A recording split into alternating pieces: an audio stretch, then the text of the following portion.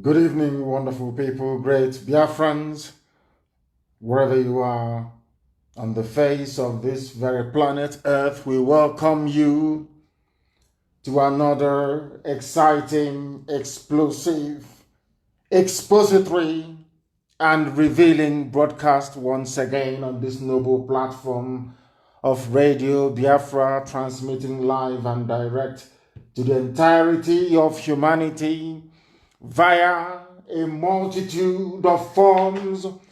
We are on IPOB Community Radio. If you're not acquainted with it, try and download that from your app. That is the best way to listen to us.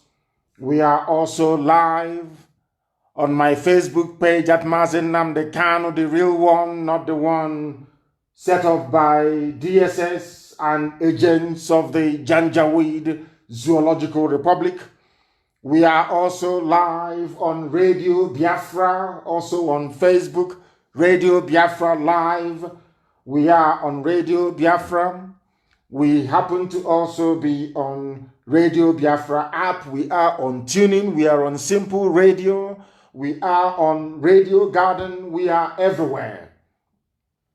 But above all, we are on FM in Biafra land, in Lagos, in Abuja, and also in Kanu as well. We are also live on satellite. For those of you that have satellite access, we are live on satellite here. Receive the gospel of redemption, the gospel of truth, preached without fear nor favor, that the land of Biafra and all those who are held bondage or those who are in captivity in the British-created Zoological Republic of Nigeria will be set free. That is why we are here. That is why the work we are doing is relentless. That is why we will do everything we can, everything within our powers, and of course, by the grace of the Most High Elohim, to ensure that Biafra is restored in our time.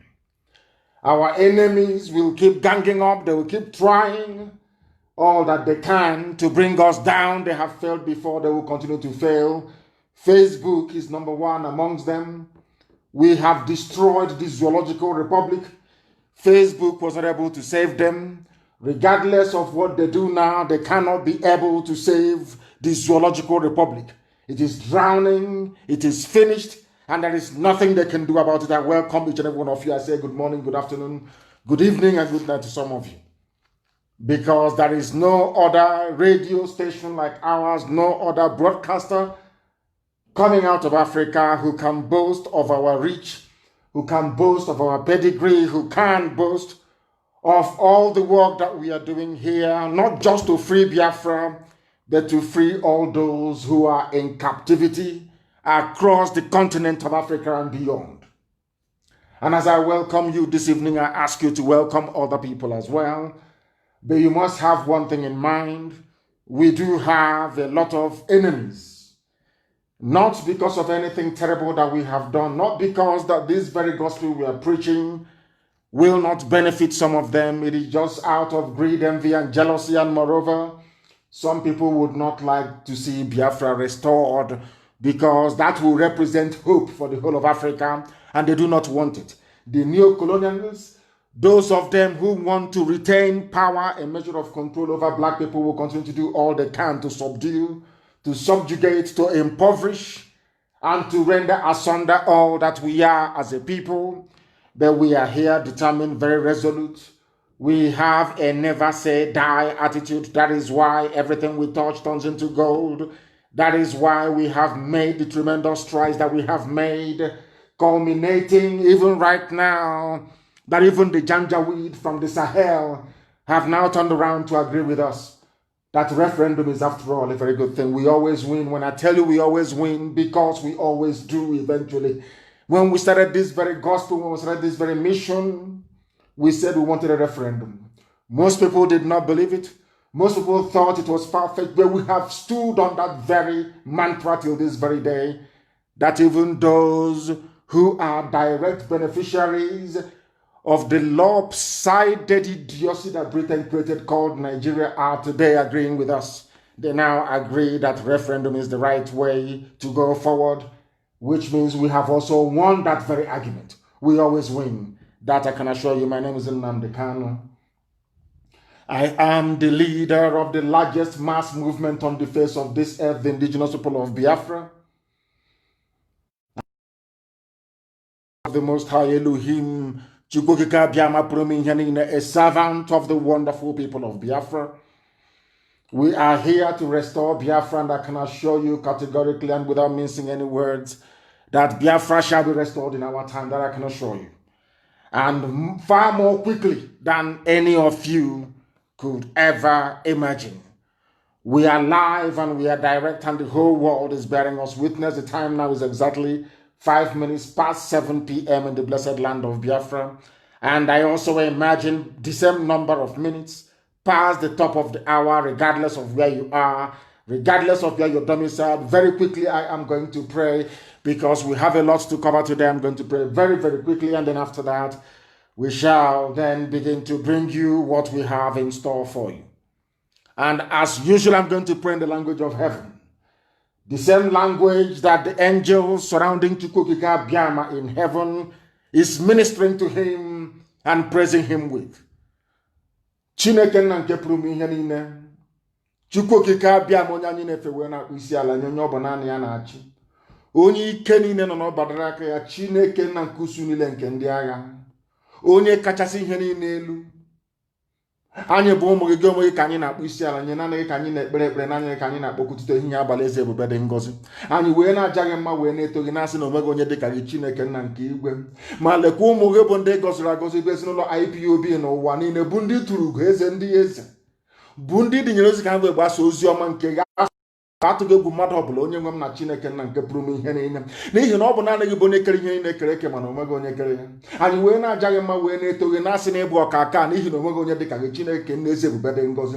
Ọ bụ gị onwe gị hiwerela nsọ gị bụ Biafra, onye ime eluigwe, wee gọzie ya n'ụzọ pụrụ iche, wee sị na ụmụ gị ga-esi ebe a wee kunie, na onweghị mmadụ ọbụla pụrụ ikunu wee tụọ ha aka n'ihu, na onweghị atụmatụ ọbụla dị nke ọchịchịrị nke ndị iro pụrụ iguzosi n'ihu ha, wee na-asị na onyinye nke nyere ha apụta ihe.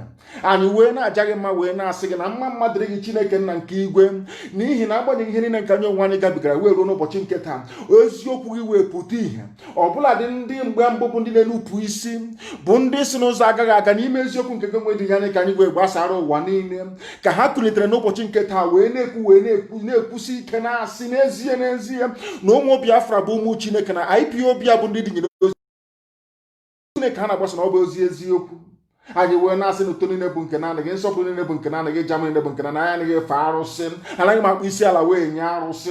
Iwe kwe anyị nkwa, ọ bụrụ na echigata azụ n'ebe ị nọ wee fee gị n'ime mmụọ na eziokwu, asụ gị ngọngọ, atụghị egwu mmadụ ọbụla, na ị ga-etu anyị ugo n'elu ugo nna nke ebere dị ngọzi, na Biafra ga-eguzorịrị. Ọbịa mara iwe na-akpọkụ gị n'ụbọchị nke taa n'ime abalị, ọtụtụ ehihie abalị, ụmụ iwe gwasị ụwa niile okirikiri, iwe na-agwa anyị okwu, na-ekwusi ike n'oge niile mgbe nnụnụ ọbụla ji alaghachi na-akwụ ya. Oge niile ga-akpọkọta ụmụ gị niile n'ụwa niile eze ebube dị ngọzi, ka anyị wee nọ n'ala nsọ Biafra wee jaa gị ma wee too gị, gọzie aha nsọ gị ma bulie gị elu site n'ebighị ebi ma ruo n'ebighị ebi. Ise. I have just prayed in the language of heaven, and we must now proceed very gingerly and very cautiously to the presentation of this very wonderful program this evening. If you do not learn anything from here, admittedly, of course, people have said it over the years that this is the finest university on the face of this very earth. That is why darkness, people who are Luciferians, the followers and worshippers of Satan, will try all they can to stop what we are doing, but they cannot succeed. Not now, not tomorrow, not ever, because we are resolute and we are determined. Because and this very noble family, this IPOB, we always win. There is nothing anybody can do about it. It doesn't matter how jealous you are. It doesn't matter how ravaged you are by envy. It doesn't matter how self-deprecating you may be.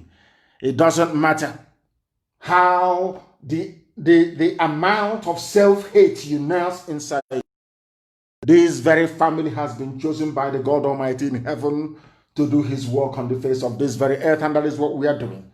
And this evening, heaven will bear us witness, because some people, as I've been saying in the past couple of days, When we started this very effort, some people said, no, why are you doing this? Why are you always preaching? Why are you always on air broadcasting all the time? We said because we are seeking to turn the mindset of black people. We want them to reason like human beings. And I am glad to say today that people are rising up now. They are beginning to reason like human beings. At last, people have emerged to try to speak the way that we do. This evening, I am starting with what I saw and I want it posted on my page. Immediately, please. Immediately, please. Of course, there are a bound of interruptions. You know what Facebook does. If Facebook removes you or stops you from listening via my page, please make sure you go to IPOB Community Radio. Go there. You will be able to listen to us loud and very, very clear and direct, of course. I am going to play something, a summary by a newscaster, or should I say a commentator, on Zoo Television. And I want this very clip posted on my page as we go through it this very evening. I want you to listen very carefully, very attentively. Try to be as understanding as possible. Try to be as discerning as possible. Because if you come to listen to us without common sense, if you come to us without all your faculties clicked into gear and intact, you will not be able to appreciate what we are doing. You will not be able to understand the enormity, or should I say the gravity of this very gospel that we preach on this very platform, this very hallowed platform, this very Radio Biafra. I want you to listen to what I have to play, because what I would love to do every time that I come on air to preach is to set, what would I say, let me call it a foundational basis which we rest our case. I want to let the whole world understand that we have won the argument and we keep winning the argument. And if you listen very attentively and very carefully this evening, you will know that IPOB has done the job that it was sent to do. Because now people are waking up, people are rising up, people are speaking, even those that you never expected will beginning to do so. Won the argument. This very noble family, this very IPOB, all over the world today, people know that the zoo is dead, irredeemably dead, and there is nothing anyone can do about it. Chukwu Kikabiama made that possible, but the instrumentality that was used in accomplishing that is IPOB and this very platform, Radio Biafra. It is something that history cannot take away from us. It is something that nobody can take away from us forever and ever. People will record the demise of the Zoological Republic and they will hinge it on the effort made by this very noble family IPOB through the divine intervention of heaven itself. That history may record that we came and we did what we are supposed to do and the zoo collapsed instead. Now listen very carefully, please. Dr. Nnamdi Kanu once said, listen. When two incompatibles meet, they can coexist if only they agree to agree. Yes. Agree to disagree. Yes. But Nigeria, we ever agree. Listen very carefully, please. Senior advocate of the masses, recently said, a country does not survive solely because of forced unity. It survives on purpose and fruitfulness. Yes. This Nigerian house, he said, is falling. Today, if it is not agitation for Odua Republic, it is movement for the actualization of Biafra, or Arewa threatening to send Igbos packing from the north. Listen. About Boko Haram, Fulani headsmen, oil theft and militancy, or the once upon a time OPC. Why is the previous government granted amnesty to militants who didn't ask them for it? The current government sees Biafran agitators as miscreants that must be crushed, while rehabilitating repentant members of Boko Haram. Yet the victims are still crying daily for succor from the same government. If this is injustice from a motherland, then I wonder how else you would define it. Yet, we mouth the unity of Nigeria is not negotiable. I laugh in vernacular. Some stakeholders have canvassed for fiscal federalism or return to the 1963 Republican Constitution, while others have argued that we either restructure, discuss our coexistence through a referendum, or go our separate ways. And like my brother and friend, Barrister Tio Wibo, once asked, are we really afraid of going our separate ways if that will guarantee justice, fairness, equity, peace, and security? I leave you to be the judge of that, though. Why countries like Czechoslovakia, Yugoslavia, and USSR have all separated to foster equality, justice, security, and ethnic nationalism. We are here preaching unity in Nigeria, yet we have no solution to the genocide in Southern Kaduna, the illegal but officially condoned arms in the hands of killer headsmen, kidnappers, bandits roaming the country, the technically defeated Boko Haram, the amnesty militant, or the kidnappers? How about the corruption, nepotism, ineptitude, and barefaced selfishness and planlessness on the part of the political class, president, governor, lawmakers, and their likes? Make we sit down there, they deceive ourselves. Czechoslovakia, which had a population of 16 million people, less than Lagos population, separated into Czech and the Slovakia on the 1st of January 1993. Yugoslavia in 1991 was 23.2 million, barely more than Lagos population. It broke into 6 countries same year, all along ethnic lines, namely Bosnia, Herzegovina, Croatia, Macedonia, Montenegro, Serbia, and Slovenia.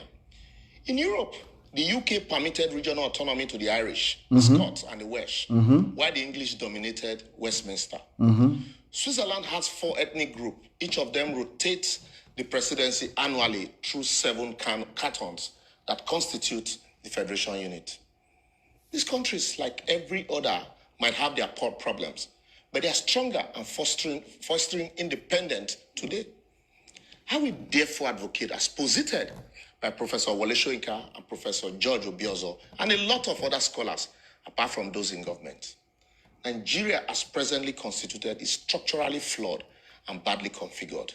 If not restructured either along regional lines or allowed to discuss their cohabitation to whether agree to agree or agree to disagree, it might give way forcefully without the opportunity of proper tailoring. The North, if properly harnessed, can not only feed the entire new West can become another Silicon Valley if they weren't waiting for revenue center. The Southeast, with accountable leadership and right infrastructure, can become the Japan of Africa, while the South-South can be able to look inward for possibilities that abound around them. Then we will indeed understand that united we fall, divided we stand. Have you heard it? I just want people to listen to that. It's not me. I don't know the name of the young man, but I think his television is Plus TV. He was doing an analysis. He's an anchor. He's a presenter. And he was just trying to give it to the world the way it is. This is something we have been preaching about for very many years. And I'm sure this very young man who made this very excellent summary or synopsis of what is wrong with the zoo, they were one of those who perhaps was against what we were doing. When we started initially, a lot of people rose up out of ignorance. I repeat, out of ignorance, to castigate and to, of course, pour scorn and aspersions on what we were doing. But today, you have seen the work that Radio Biafra has done. You have seen the work that IPOB has done. We have managed to sensitize and enlighten people. No other group of people will take that credit. Of course, credit goes to God Almighty in heaven that made it possible for IPOB to exist in the first place and to use Radio Biafra as an instrument to propagate this very gospel of light, gospel of redemption, gospel of hope, and gospel of freedom. And today, this bug has caught everywhere. People are now rising up to speak in a manner they never, ever dared or dreamt of speaking in the past. And that is a testament to what IPOB has been able to accomplish by the grace of God Almighty in heaven, and also the relentlessness of this very platform, Radio Biafra. Today it is very clear. People are waking up and they are speaking up. And that is why this very evening, I go straight to what somebody who previously never wanted to dabble into such affairs, what he had to say regarding the state of the Zoological Republic. And more critically, the fruit of the alliance between the East and the West, which some people thought was impossible many years ago, but which, of course, by the grace of God, once again, we have been able to bring to light. And that has shaken the zoo up. What the events of the 1st of October of 2020 will remain indelible in the minds of people for eternity. I'm sure when this very generation will pass on, they will tell that same story to their children, and they in turn will also tell the same story to their own children. When I read that Pastor Adeboye spoke about the possible breakup of the zoo. It is inevitable, not possible. People say possible, it may, it is going to break up. That I can assure you it is going to happen. The same way that we're preaching about this very gospel and people said it's not possible. What are they saying? They are miscreants, they are this and they are that. They called us all manner of names. Those people that ridiculed what we are doing, those that called us all manner of names, they have now repented. And they are now speaking in the tone and in the language that we knew that eventually they will come round to speak. What are they saying? Having seen the fruit of the alliance between Biafrans and Oduduwa agitators all over the world on the 1st of October, people who hitherto were a bit reticent, they weren't quite sure what they wanted. They were not quite sure the level, or should I say, the amount of seriousness of those of us who are agitating for our own separate republics all over the place. Now that they have become convinced that it is no longer miscreants. Nobody can call us miscreants anymore. It's over. Because that same disease of miscreancy, so to speak, has now affected Oduduwa. It is now in the middle belt. Everybody is now a miscreant. That's what it means. Everybody, each and every one of us now is a miscreant. Not minding what Facebook is doing, because I'm watching now the systems we are using to push this message forward. There is no breakage. There is nothing wrong. Anytime you're listening on Facebook and it appears there is a breakage, is because Facebook is reconfiguring to stop people from joining this very program. That is what they're doing. And people cannot turn around and tell me that people that work for Facebook are more headstrong than those like Pastor Adeboye, that in the past, they didn't want to hear about the breaking of their zoo. They never wanted to hear about Biafra. They never wanted to hear about agitation for freedom. Never, ever, ever. But now everybody has been converted. And we made it possible. By the grace of God, of course. We made it possible. Anywhere you go to, I want you to rise up with every pride and conviction in you. To say that all these people talking today, including Adeboye, you as IPOB family member made it possible. You are no longer miscreants. After the 1st of October, you are no longer miscreants. People now echo the same sentiment as you have been doing. People now say the same things you have been saying. People now see Nigeria for what it is, a zoological republic. People are now saying it is unworkable. People are now saying it. They are only saying all these things now because IPOB had sacrificed and had died for this very effort. Over the years, we have been relentless. We have said no, that thing we saw, all of you must see it. And now they have seen it. Everybody has seen it. Maybe only Facebook. Once in a while, they refresh. Once in a while, they refresh my page in order to stop you from listening. As I said earlier, we are also on Radio Biafra. We are, more importantly, IPOB Community Radio. Go and download the app and join us there if they don't want you to join. From 30,000 to 20,000, 20,000 to 10,000, 10,000 now to 6,000 to 7,000, that is what they do. But we are all over the place. You cannot believe it. This very gospel gets to 8.5 million people every 28 days. So they cannot stop it. No matter what they do, no matter how they suppress, no matter how hard, no matter how cleverly they write their algorithm to convey a wrong, a misleading and false impression about our reach. Every blessed day, people are coming on board, people are being convinced, people are becoming part of the solution rather than part of the problem. And today I am glad to say that perhaps Enoch Adeboye is now, they have seen what we have seen. Now they can speak. Let me tell you what the news said. Because I have been looking at all the commentary from what I call the Western media. Those of them who said secessionists, they want to secede, Now that Oduduwa, people who are serious have come out from Oduduwa land to say they want freedom. I'm no longer hearing about secessionists. What I'm hearing now are agitators, people wanting to be free, which is a very good thing. But I wish that each and every time they write about this new revelation about the need to divide Nigeria, that people may go their separate ways, that they acknowledge the work that IPOB and Radio Biafra did. I just wish they could. Because if we keep quiet, other people may steal the glory. You just can't keep quiet. Things don't work that way. So I think that what Enoch Adeboye should have done is to acknowledge the work that Biafrans have been doing over the years, to highlight this very issue that is now touching upon. And what is that? Let us try and read it for the world to understand, bearing in mind what the summary from the commentator that I played earlier. People are afraid for no reason.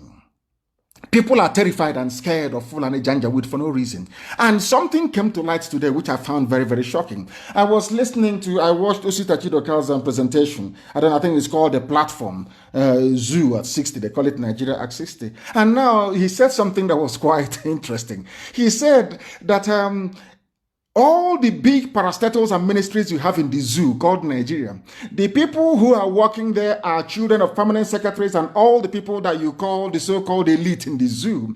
No wonder they don't want Nigeria to break. They don't want Nigeria to fail. For the simple reason that after them, their children will inherit the same corrupt society that they are now presiding over. That is what they talk about one Nigeria, not because they love it, but because they themselves are beneficiaries, their children are benefiting, and all of you are suffering. And I wonder why all of you who are suffering, why you should remain quiet all the time and you continue to suffer. It is just unbelievable, absolutely unbelievable. I do hope and pray that we have. The General Overseer of the Redeemed Christian Church of God, Pastor Enoch Adeboye, has advised the Zoological Republic, the Janjaweed government of the mask. I told you that Al-Sudani was gone. I told you that Jubril was gone. A new person was there. And I'm very, very sorry to say that even Abubakar Shekau knows the person who is there. Abubakar Shekau knows the boyfriend of Aisha Buhari, that his name is actually Yusuf Mohammed. Very, very interesting, isn't it? You know, when I heard this thing, I was in a state of shock. I knew, that was why I called. That is to tell you that I never, ever, by the grace of God Almighty in heaven, I never, ever make mistake in my life. I never do when it comes to Biafra restoration. I told you before, the boy that was there before was Jubril Al-Sudani. As soon as he left, as soon as he ran to Cuba and refused to come back, I knew they put somebody else there. They were waiting for me to say it is Jubril Al-Sudani, and I it is not. This one is Aisha's boyfriend. Funny enough, I never knew that Shekau knows the name of the boy. And on the 1st of October, of a few days ago, Shekau actually mentioned the boy's name. That the boy's name is Yusuf Muhammad. Unbelievable. Unbelievable. So even Boko Haram that they created knows the person who is wearing the mask. But he referred, Pastor Adeboye said, is the federal government of Nigeria. Is to give Nigeria a lasting solution to secession agitations and its economic challenges by restructuring the country. For the very first time, they have now acknowledged the impact of the secessionist moves being made. We are agitating for freedom. We are not seceding. I know that black people, they have difficulties absorbing information. Biafra is old, over 5,000 years old. Whoever is talking about Biafra seceding from Nigeria, you are drunk or you're not well. But I can understand that the word secession has taken over the understanding, or should I say, has eaten deep into the subconscious of people, or to their subconsciousness. And for that very reason, they find themselves resorting to using the word secession all the time, rather than just saying it for what it is, agitation for freedom, that people want to be free. Enoch Adeboye is now saying, considering what happened on the 1st, advising the federal government to find a lasting solution to our agitation. I never knew it would come to this, but it has come to it, which means that everybody now knows the potency of what we are doing. Everybody now understands the potency, the seriousness, the determination, and the resoluteness of this very noble family of IPOB worldwide and what we represent before our people. I will continue. Adeboye said, the restructuring of the country must be done as soon as possible to forestall a breakup of the various socio-ethnic components that make up Nigeria. The 78-year-old cleric stated this on Saturday at a 60th Independence Day Celebration Symposium co-organized by the Redeemed Christian Church of God and the Nehemiah Leadership Institute. At the symposium with the theme, Where Will Nigeria Be in 2060? Of course, there will be no Nigeria. Monitored by a Zoo newspaper, Adeboye proposed the adoption of a merger of the British style of government and American system of government to pave the way for Nigeria's future. The former lecturer at the Department of Mathematics of the University of Lagos said, why can't we have a system of government that is 100% Nigerian? I don't know what he means by 100% Nigerian, because I don't know what is Nigerian. Are you talking about the political system, the monarchical system of the Yoruba? Are you talking about the feudal system of the Fulani? Are you talking about the republican, nature of we Biafrans?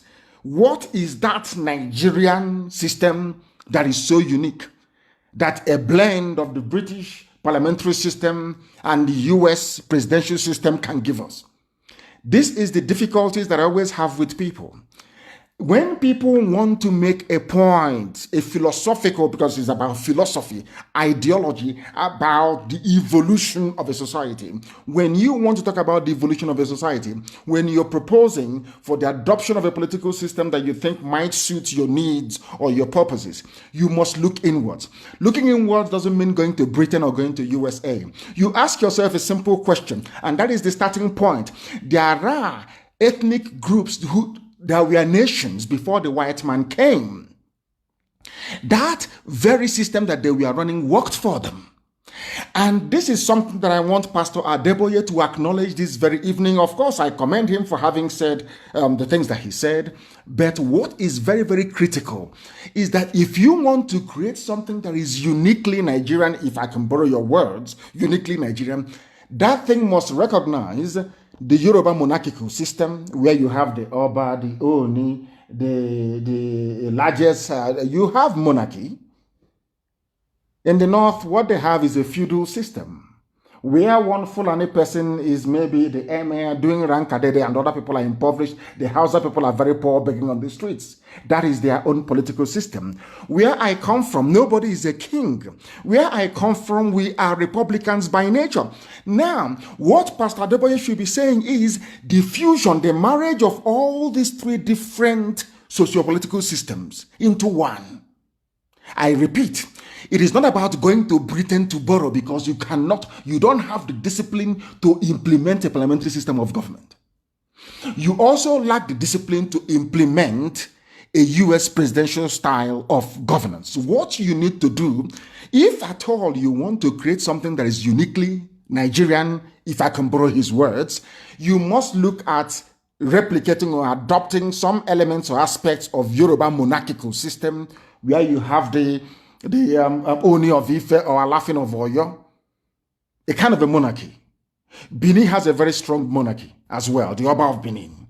In the north, you have a feudal system. You have feudal lords and their vassal states all the way to Nupe, subservient to Sokoto Caliphate. Where I come from in Biafra land, we are Republicans. The reason why I'm dwelling on this is that I want Pastor Adeboye to understand that what he's proposing is unworkable. It is unworkable. Because the British one that you're seeking to import was the one that they adopted upon independence, and it failed very woefully. Is that not correct? Now, Second Republic was Shagari's regime. Shagari came in. They adopted the US-style presidential system of government, where they vested power in only one man. It crumbled, led to a lot of corruption. They are back to that same nonsense, or they went back to it in the year 1999 with Obasanjo. It's the same mess that people are in now. Now he is proposing, he is saying that to have something that is truly uniquely Nigerian, you need to marry the British parliamentary system and the US presidential system. And I'm asking, how do you marry the two? How is it possible for you to marry the two? Are both of them, I ask, are both of them African by nature? In what way is what is obtainable in England? How can you justify, how can you transplant that and impose it on people who are not disciplined, people who are not educated, people who are not refined, people who are ethnically bigoted, so to speak, people who are tribalistic in all their outlook, people who are nepotistic. How is that possible, I'm asking?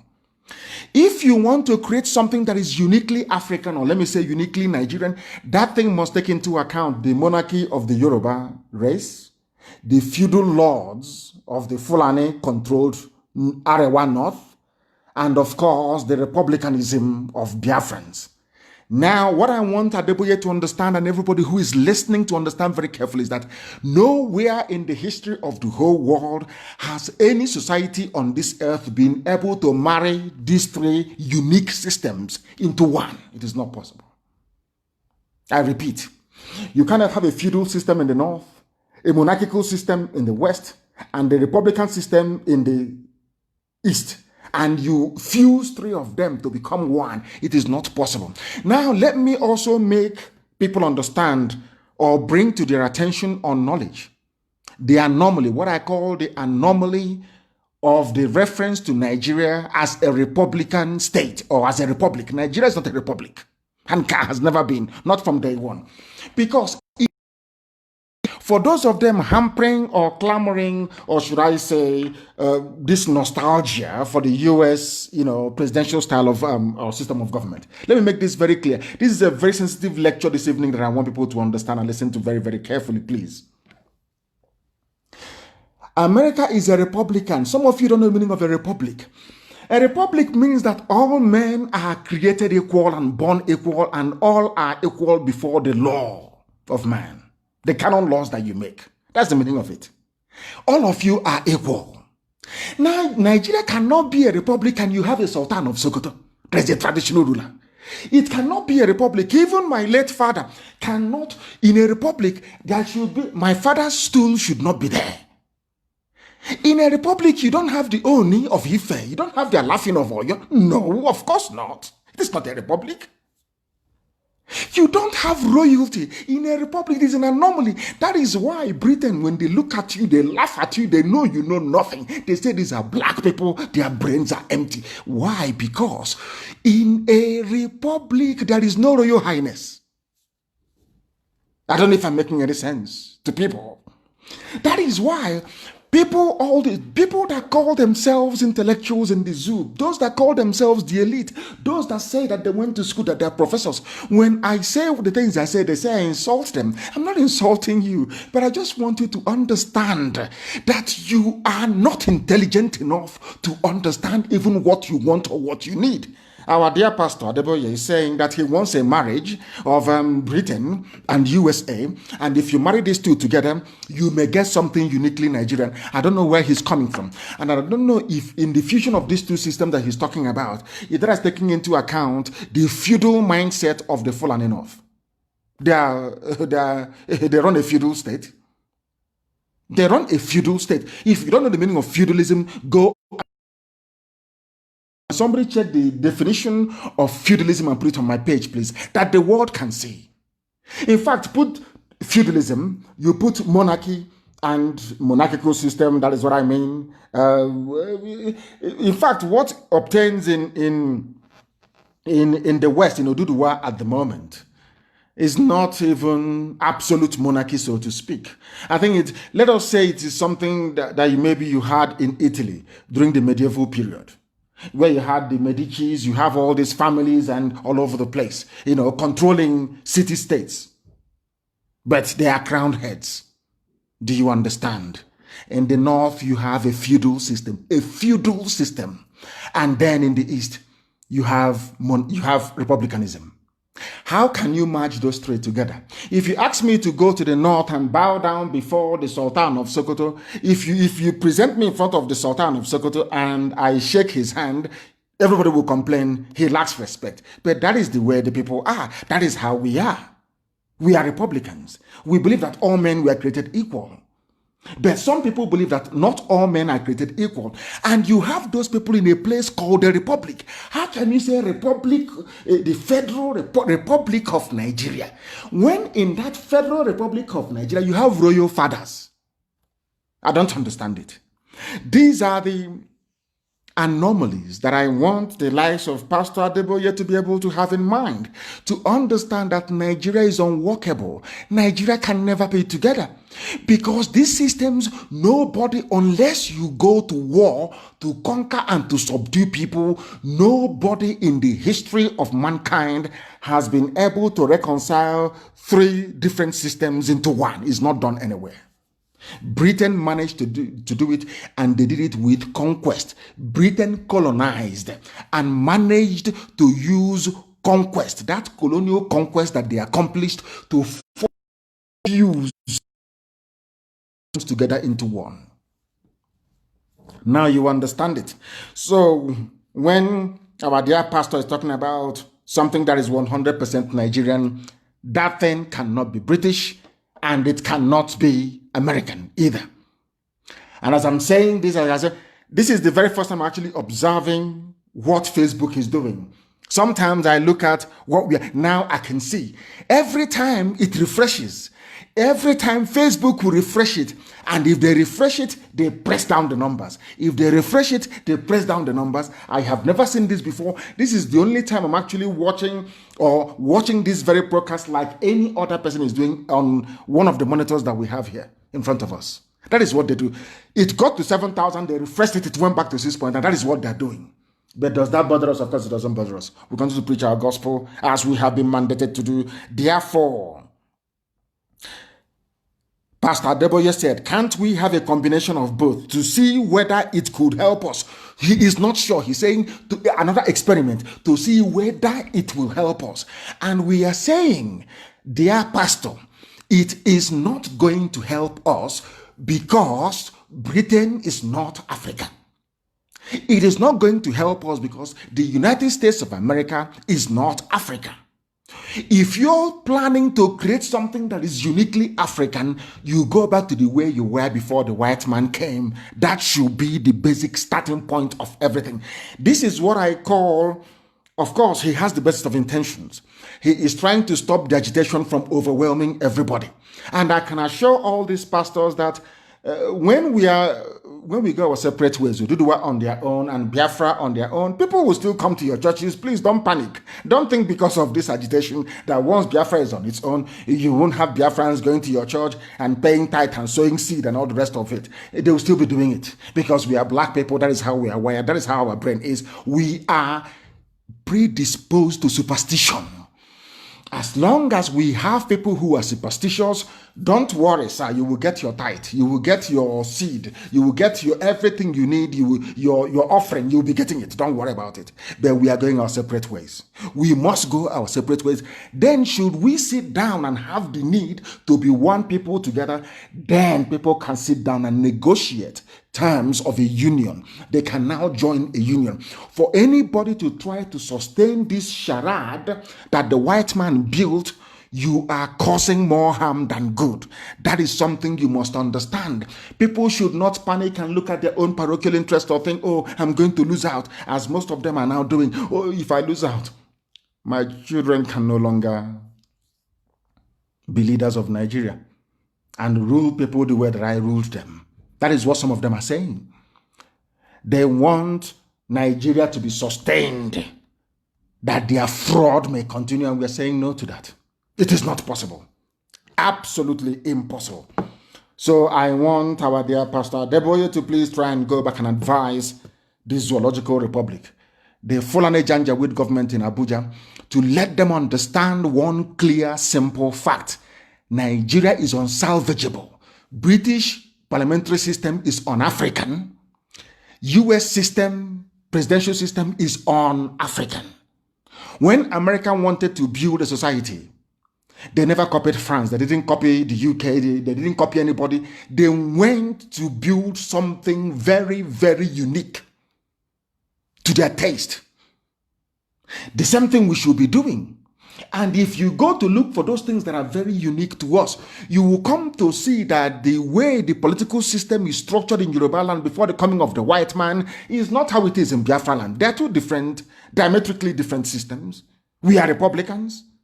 And we want people to keep any system that they prefer as the first commentator did this very evening, the guy who quite brilliantly summarized what is happening. What are you afraid of? Yugoslavia divided. Soviet Union that had nuclear weapons everywhere. There were nuclear weapons scattered across the entire Soviet Union. They broke up and nothing happened. Why are you afraid, I ask? All of you who are afraid, what are you benefiting from Nigeria? What is it that you're getting from Nigeria that will make you to insist, even living under falsehood? You call Nigeria a republic, but you have people you call your Royal Highness. In England, where you have your Royal Highness, all of them are Royal Highnesses. And from the Queen down to every member of the Royal family, they are Royal Highnesses. Do you hear about the Republic of Britain? I'm asking you. Any country in this world, you see Saudi Arabia is governed by a royal family. Do you hear about Republic of Saudi Arabia? It is not a republic. It is the Kingdom of Saudi Arabia. In Bahrain, it is the same thing. In UAE, it is the same thing. They are not called republic. Any country in this world that has the name or prefix republic before their name, you don't have any royal highnesses. Now, ask yourself, where did you get this anomaly from? It is because people are not educated, because people are not schooled enough. People are not disciplined enough to understand what they want and to come out openly to say we want it. The only people that can answer His Royal Highness are people who are not republics. Do you understand it? Mexico is a republic. Do they have their Royal Highnesses in Mexico? The answer is no. Canada is Canada is not a republic because the Queen is the head of state of Canada. So they are not still a republic, but they have all the attributes that republics have. Do they have kings? Do they have His Royal Highness?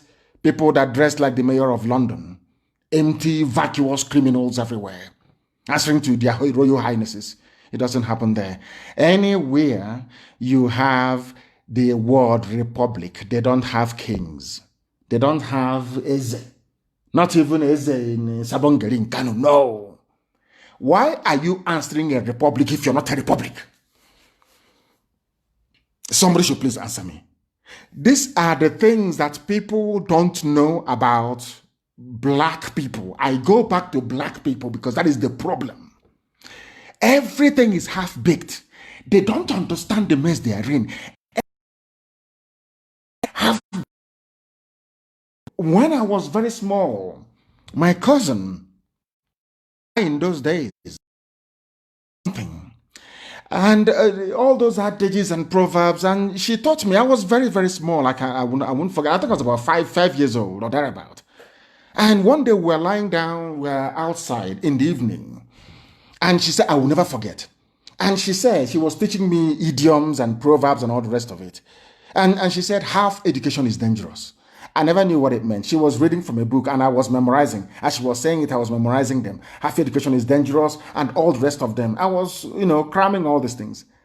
And it wasn't until I became an adult that I knew what half education is dangerous actually means. People are very... From 7.1, it refreshed. Unbelievable. I never knew this was what they were doing. I never knew it. For the very first time that I'm saying it, I won't allow them, of course, to distract us. We are continuing. We are...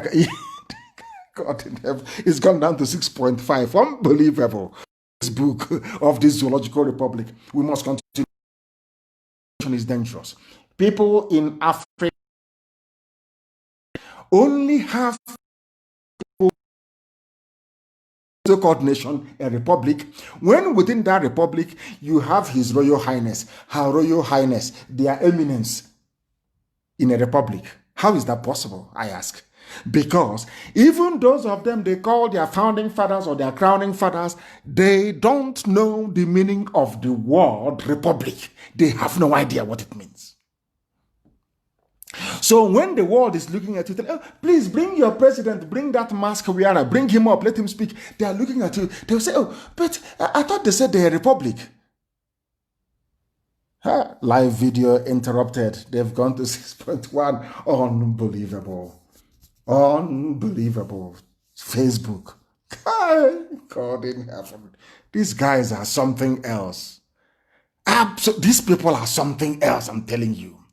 Something else. Just removing people like that. They have just in a stroke removed 15,000 people from watching this. It is unbelievable. No wonder black people are evil. When they say black people are bad, you should think of those who are working for Facebook in Lagos, how horrible they are, how awful these people truly are. Now, let me tell you something that people don't understand. Anybody who lives or who took part, participated, or was part of the so-called constitution that gave birth to the Federal Republic of Nigeria. Nigeria is not a republic, because nowhere on this earth do you have His Royal Highness as part of a republic.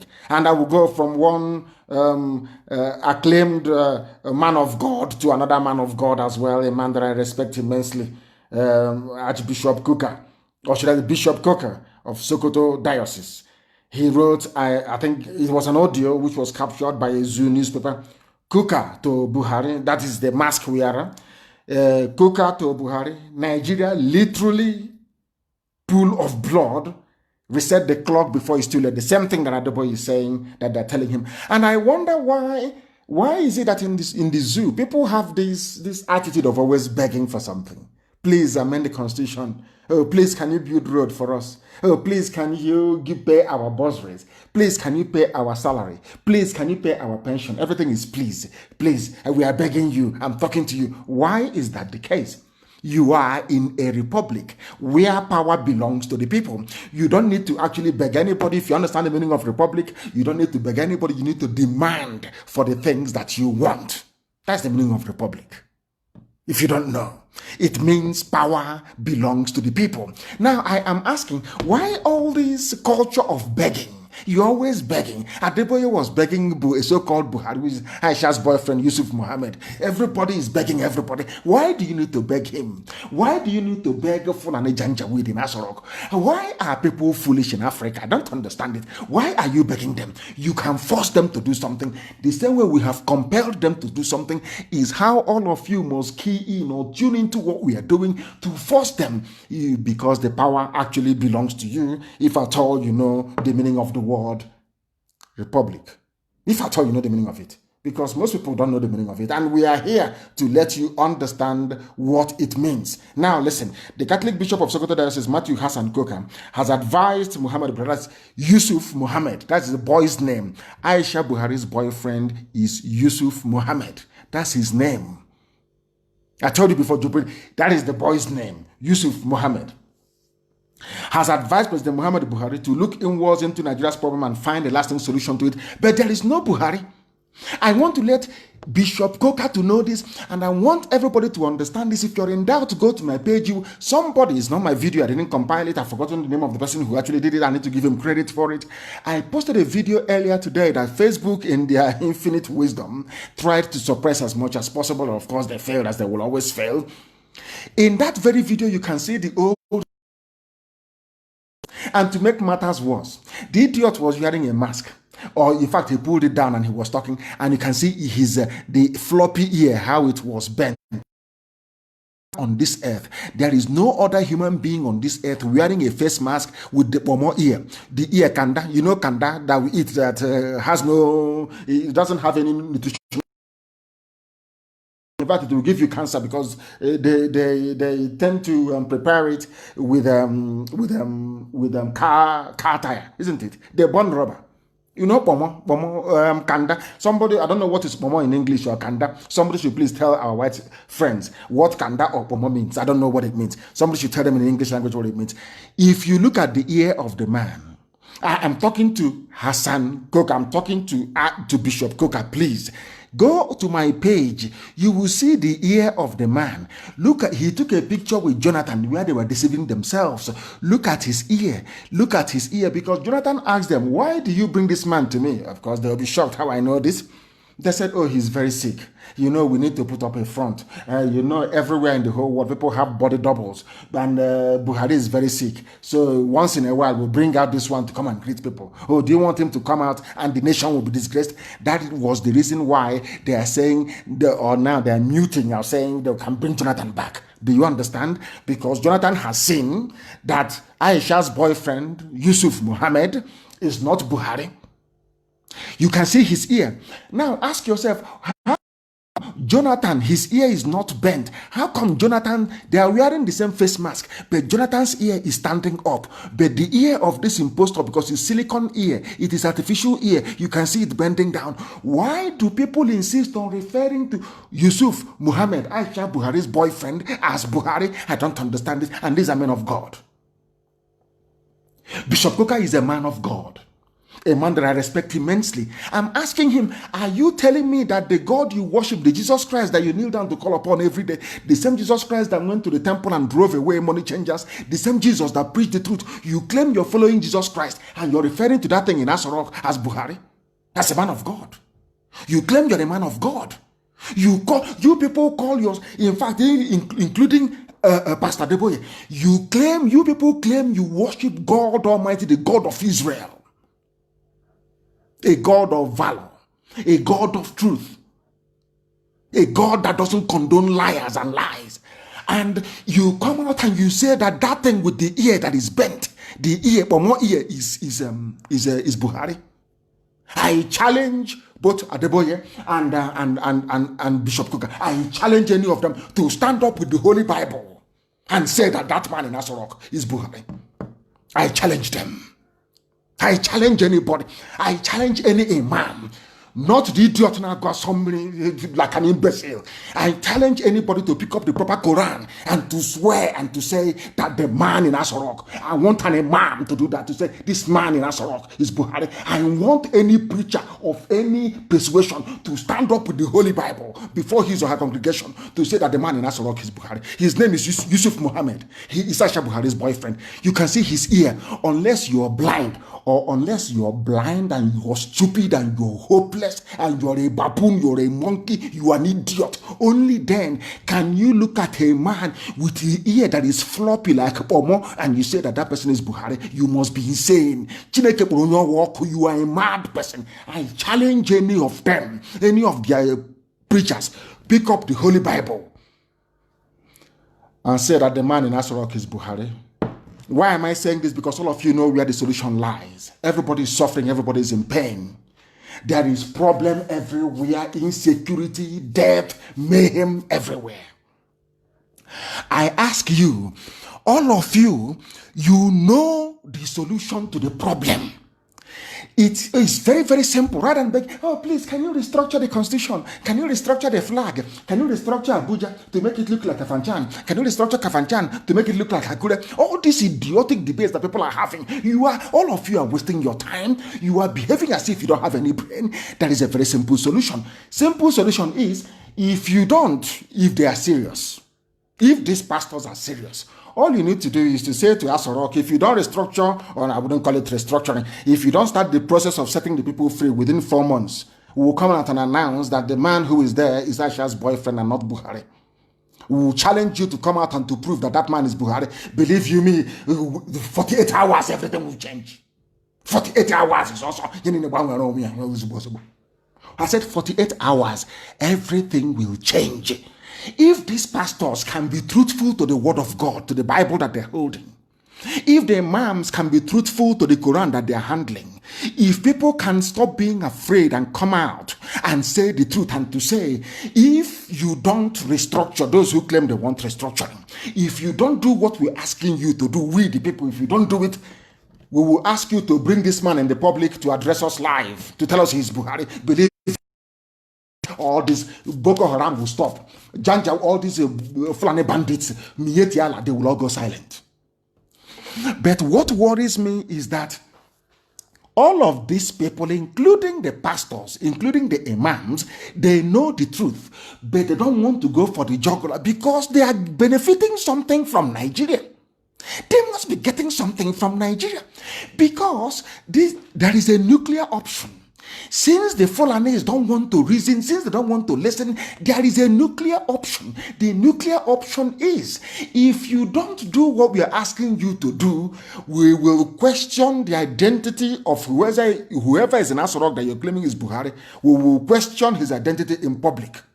And believe you me, Oga 48 hours, the doctrine of necessity will set in, and they will set in motion everything to make the lives of the people better. It's as simple as that. Something they can do. So that every day, we are begging. I want the president to please look at the suffering of the people. To look. Who told you that power will concede without pressure? Power in the whole world never can concede without pressure. You must put pressure. What pressure do you have? When you come out on the streets to protest, they will kill you. Besides them too much, DSS will come and arrest you. Yes, all the pastors, you're not going to break the law. All you need to do is to send a very subtle message, a very subliminal message to say, if you don't start the process of making things right within 4 weeks, I will cast doubt on the genuine identity of the man in Asorok. Believe you me, if people, heavyweight pastors like Emopai and Okonkwo and Adeboye and Koka and Obinna and the likes of Fadede, if these people can come out and very simply, it's not, you don't have to do much. There is no need for protest, revolution now, revolution yesterday or 2 days ago. You don't need to protest on the street. You don't need to do anything. All these people, even including newspaper editors, if that is to tell you that people are benefiting. It's just like Buhari's certificate saga. Some lawyers took them to court, and when they got to court, they gave them money and they withdrew the case. People are benefiting. Because you cannot tell me that you have the silver bullet to cure all the problems of the zoo. You see, our God is a miraculous God. God gave Nigerians a cure for their problem. But being black people, this case of Buhari, dead Buhari and all these impostors, was what convinced me beyond every reasonable doubt that black people are not intelligent enough to be called human beings. I'm being honest with you before God and man. We are not intelligent enough to be called. Now God gave you a solution. Forget all the nonsense. Forget everything you say in the pulpit is irrelevant. God gave you, because they said God cannot give you a problem without a solution. If God gave you the problem, which is Buhari, God has also given you a solution. The solution is the impostor in Asorok, Yusuf Mohammed. Very simple.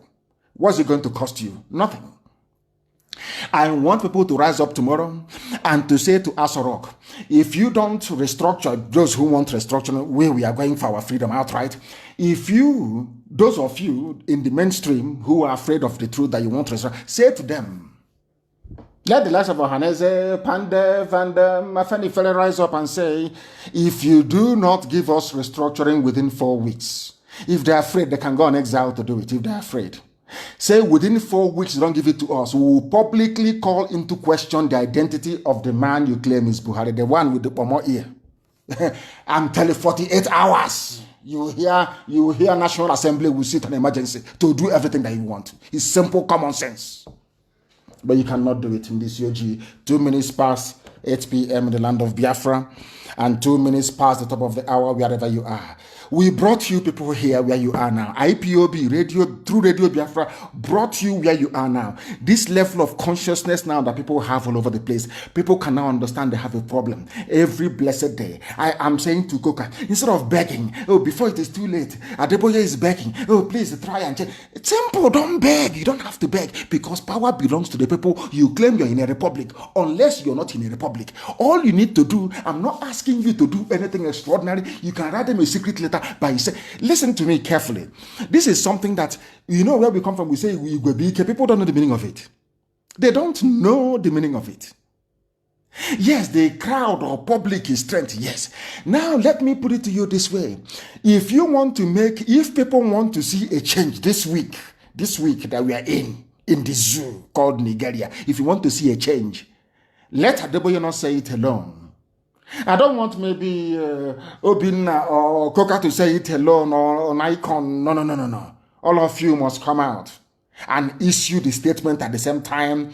And at the same time, are you telling me that the so-called Nigerians or those in Sokoto will allow DSS to go and arrest Bishop Coca? Is not done? Desmond Tutu, nothing happened to him. These people, they claim they are men of God, but sometimes I doubt it because they see the truth and they turn a blind eye. I want to ask all the preachers, all of you will sign the letter together. And as you sign the letter together, you remain very visible. Oh, are you telling me that the DSS will now mobilize to go to all the states of the Federation of the Zoo, arresting everybody, every prominent preacher? Is that what you're saying? Is that what you're saying? Because I don't understand it. Is that what you're saying? Of course not. They cannot do it. Now ask yourself, what is it that is stopping these so-called powerful men of God from doing what Archbishop Desmond Tutu did against apartheid in South Africa? Apartheid was horrible. It was awful. People were dying. There was discrimination. Everything was bad. The same thing now happening in the zoo. And I'm asking these preachers, these so-called men of God of every persuasion, of every denomination, why can't you come together? I'm not asking you to come out on the street to protest. Simply write a letter to Asorok saying, if you don't do what we're asking you to do, we would have reason to believe that whoever is there is not Buhari. Because if it is Buhari that people voted for, he would have responded or reacted to the yearnings of the people. If you're not doing anything within 4 weeks, we will call for the ratification or clarification of the identity of whoever is in Asorok. Fulani headsmen will stop. Mietiala will stop. Fulani bandits will, I said 48 hours, 8 hours, 2 days, all this nonsense will stop. Now ask yourself, why are these pastors not doing it? Because I understand the imams, they want to spread Islam to the Atlantic Ocean. That's understandable. So they have a mission. They're all working together. After all, the Sultan is the head of Islam in the zoo, which means that even Ahmed Tinubu is loyal to him, which means that all of them who claim that they're Yoruba Muslims who are against the Oduduwa Republic, they're all loyal to Sultan of Sokoto. They want to see Sokoto Caliphate extend all the way to the Atlantic Ocean. That is what they want. Unless you have brain, unless you have thinking faculty, you cannot be able to comprehend all of these things. Now I ask them, when will you stop begging? When will you stop begging whoever you claim, whoever you say is Buhari? When will you stop begging? It is because of this begging attitude. That is why SARS is going about killing people every blessed day. Today, they have released a statement saying, oh, SARS will stop killing people. We are withdrawing them from the road. Same thing they said about taking away checkpoints in Biafra land. Their checkpoints are still there.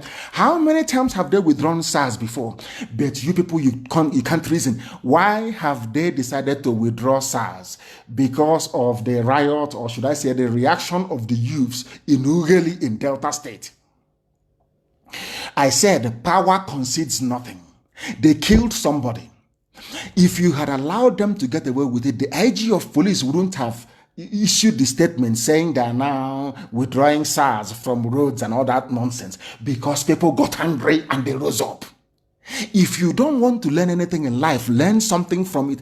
Power cannot concede anything. Once somebody is holding on to power, absolute power for that matter, in a very impoverished, backward society like the zoo created by the British, called Nigeria, they cannot concede anything unless you force them to. That is something people don't know. You must appealing to them. They are impervious to reason. If you appeal to them, just like a policeman in the UK, when a policeman stops and says, oh, sorry, sir. He says, can I please see your registration or your license?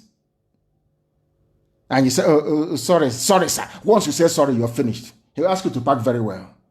Why you say, what are you saying sorry for? Why, if your hands are clean, why are you begging? Why must you beg?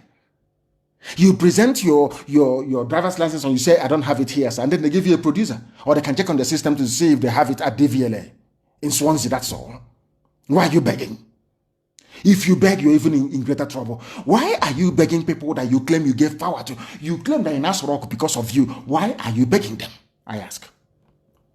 Because of your begging attitude. SARS has been killing people, you keep begging. Every day you beg, and they keep killing. The only reason why they stopped them today, if I thought they have stopped them, was because youths rose up and was chasing SARS. Because enough is enough. That is how human beings are. Because power will concede nothing until you compel it to. You don't know that? Now, what is happening? I want that video to be played. I want people to understand before I want to put this video on my page, please. The video of SARS killing people, dragging them and shooting them dead. And I am going to tweet it tomorrow. In fact, even this night I will tweet it. I want it to be retweeted over 10,000 times. We are going to tweet this. We are going, Karamonde, prepare. We are going to tweet this very video. We want the world to see how barbaric, how evil the police in the zoo are. And there is something that you people don't know. You see this level of barbarism, you cannot do it in the north. You cannot. So people talk about SARS. SARS is another means, another way of reducing the population of young people in the south.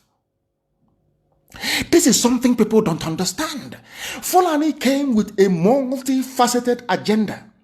Every armed service in the zoo has been Fulanized and primed to kill in the south.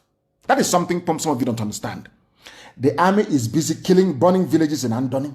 In broad daylight, Nigerian army, yes. SARS are busy killing people. They have killed people so much because they know you people can never fight back. They know you're docile. They know you go to social media and you write, rest in peace, sleep on bro, sleep on sister, and all that rubbish. And they are killing people. They're in Okozo killing people. They are everywhere killing because they know you will do nothing.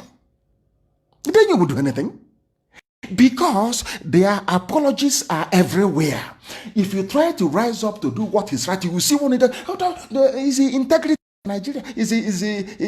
You are affecting the integrity of Nigeria to affect our integrity in our pocket. That is all they are concerned about.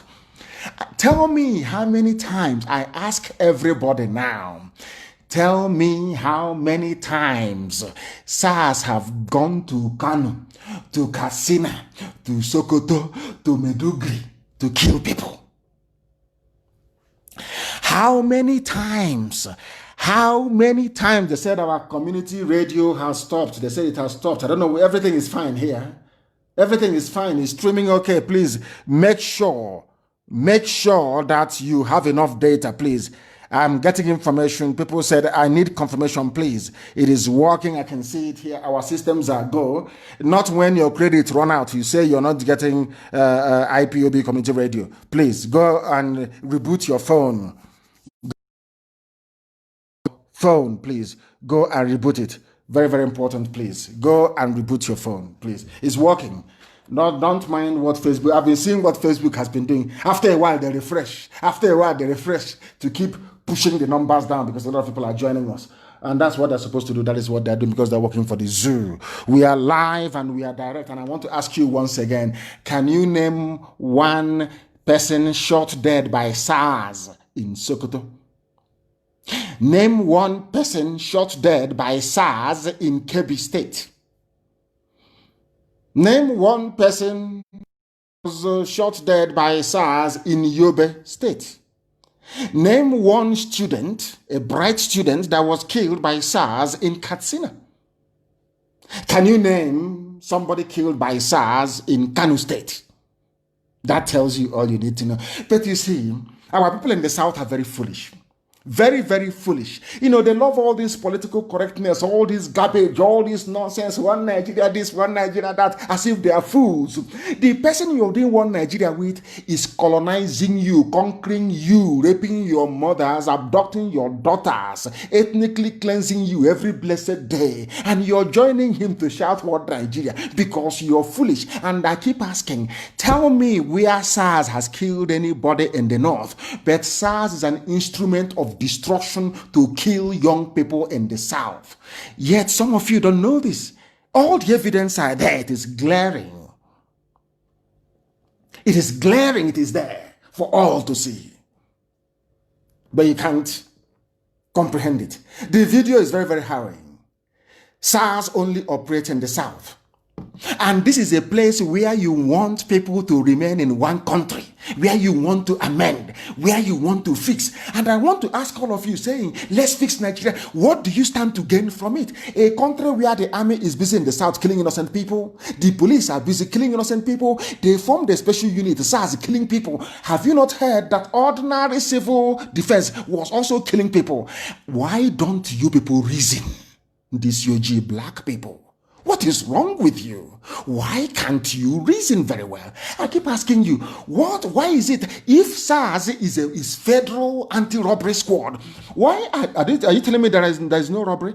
Isn't SARS needed in the north where there are kidnappers, Fulani bandits kidnapping people every day, Mieti Allah terrorists everywhere? Why are they in the south? Because people don't reason very well. Fulani have planned, they are advanced, they planned this thing for very many years and they are funding it very, very well.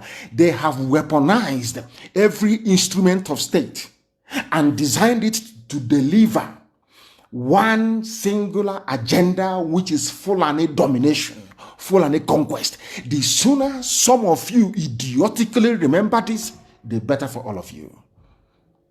These are the things you need to know. You must know these things. Anybody praying for one Nigeria, hoping that Nigeria will be better, that person is benefiting from Nigeria. If not them, then their children are benefiting from Nigeria. That is why SARS will be down in the south where you claim you have professors and intellectuals, and nobody has been able to ask, how come SARS are not killing people in the north? How come this roaming all over the place in the north? No one is killing them, but SARS is in the south killing innocent people, going through their phones. Is it business? There is no privacy? Which law gives you the right to go through somebody's phone to determine the way you dress? That the way you cut your hair looks like you're a member of a cult. What sort of nonsense is that? These are the things that Fulani brings to the table. They are primitive, they are very crude, they're not refined. Some of you fail to reason. Some of you are playing one Nigeria. You want to be a good Nigerian and detribalized. As foolish as that sounds. Whereas the people you're detribalizing for, they are tribalizing you. Fulani is all over the place. All the people are in positions of power. They remove your people, they put their own people in. You cannot see it because you're blind, you're foolish, you're hopeless. You're a zoo animal in a British zoo. That is to the point whereby they brought in Aisha's boyfriend Yusuf Mohammed in power with mask, which you can see the ear. It's not as if you cannot see the ear that is bent, the pomo ear. You can see it very clearly, but somehow your foolishness and your stupidity will not allow you to reason properly. That is what makes you an animal.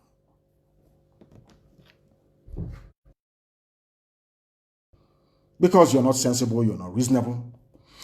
And what baffles me is the lies.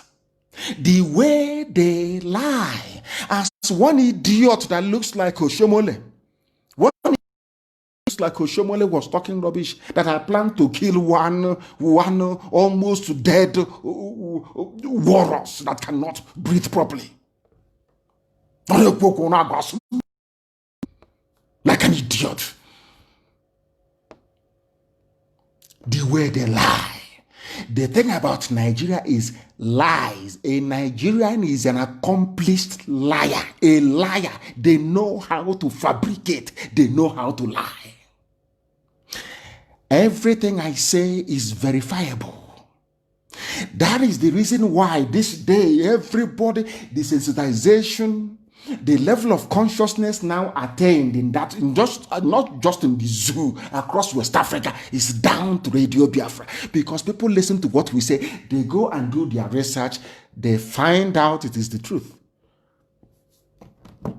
Let me tell you about the zoo. People are killing. This idiot is Festus Keyamo. He used to be a civil rights campaigner. If those that know him very well. Despite the existence of this video of where SARS was, and I want Festus Keyamo to be tagged to this very video, despite the overwhelming evidence of SARS killing somebody in cold blood, dragging them on the floor and shooting them, do you know what they said? This is what leads me to believe. Sometimes when I say it with every alacrity, as they would say in those days, and conviction. Mentally deranged. This Yoji, you see black people, they are not well mentally, they cannot reason. Do you know that people after seeing this video of what SARS did, one idiot called Festus Keyamo, who says he's a minister of state, that is to tell, I want to now bring to you the depth of the wickedness and evil in a black person.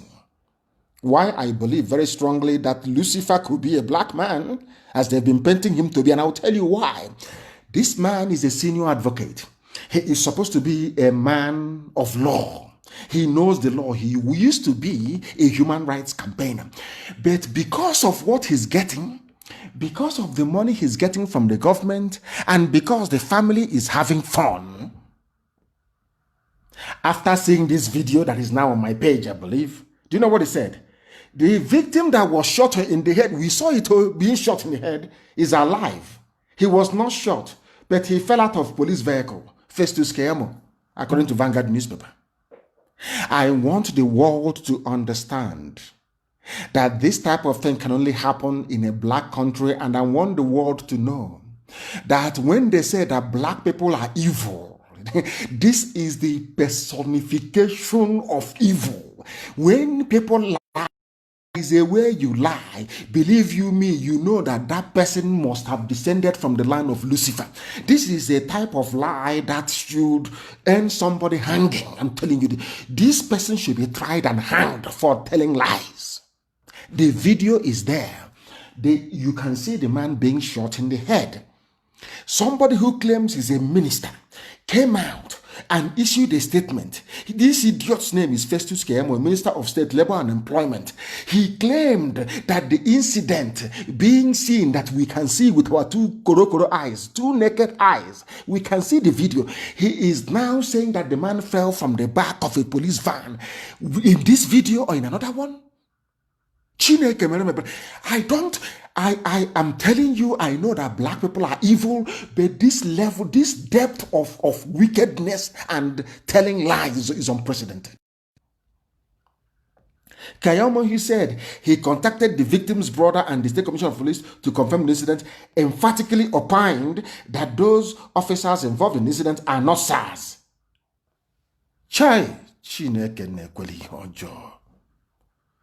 Because this man is eating money in Abuja. He's highly paid. He's now part of the establishment. He used to be like Shomole, the ugly monkey. He used to be like him. But do you see how they change black people? A few coins. Like those that claim they were freedom fighters. Today they are hoteliers. Today they are renting hostels to students. Today they are building universities all over the place around Africa. But they are freedom fighters. And after seeing all these things, people foolishly call them freedom fighters. That's how you know how foolish a black person is. This human rights lawyer, but today, after seeing this video, he's telling you that he fell from the back of a van, that nobody was shot. And this is a government minister lying as if that is not a grown-up man, a senior advocate of Nigeria, advocate of law. Black people, may Chukwuka Kabiama have pity upon your deadly souls. SARS, Special Anti-Robbery Squad, is a terrorist group. From tonight, we designate them a terrorist group. We are killing people, they will not go free. They are a terrorist. They are in Okozo, in Anambra State, eliminating our people, harvesting their organs. That is what they do. They kill. They disappear people. They harvest their organs. They send them to India. And some of us are not well. We now go to India to go and take organs harvested from victims of state crime. That's what they're doing in Okozo. Okozo SARS should be closed down. Completely shut down. There should be no SARS in Anambra State. I'm warning them now, there will be no SARS in Anambra State. There won't be any. Because Okozo SARS is where they are killing our people. And I want the name of the man who is in charge of Okozo. And I understand that they have recruited some people from Anambra, paying them 20,000 naira every month to help identify those that SARS will come and kidnap, kill them, cut open their stomach, take all their organs, and then ship to India for money. That's what they're doing. SARS in Okozo must close down. Don't say I didn't tell you. SARS in Okozo must, M-U-S-T, be shut down. SARS everywhere in Biafra land must cease operation. Wherever we see SARS conducting any operation, we will regard it as a terrorist act. And we are at liberty to defend ourselves. There will be no SARS in Biafra land. From tonight, anywhere there is a raid conducted by SARS, people stop to search their phones taken from them or their cars stolen, because SARS, they are actually criminals. That's who they are. We will treat such as a terrorist incident. Don't say we did not warn you. This SARS, made up of Fulani people, they have recruited some criminals from the south. They have been killing many innocent people, and a few foreigners for that matter. Steady attack every blessed day. And I understand that the SARS in Okozo are busy taking people, IPOB family members, taking them to Okozo and killing them in Okozo. I hope people are listening. If I hope you're listening, what SARS are doing. As you're here, the pig in the creek, I hope you're listening. You can no longer breathe properly. You can no longer walk properly. You have stolen so much money as a freedom fighter you claim you are. You are a thief. You are a rogue. You can hear now. Before you go and do your video for your masters, your Fulani masters, before you do video for them again, so that you can impress them. I hope you're following. I hope you are listening very carefully to what they are doing, to what SARS in Okozo are doing. I hope you are listening.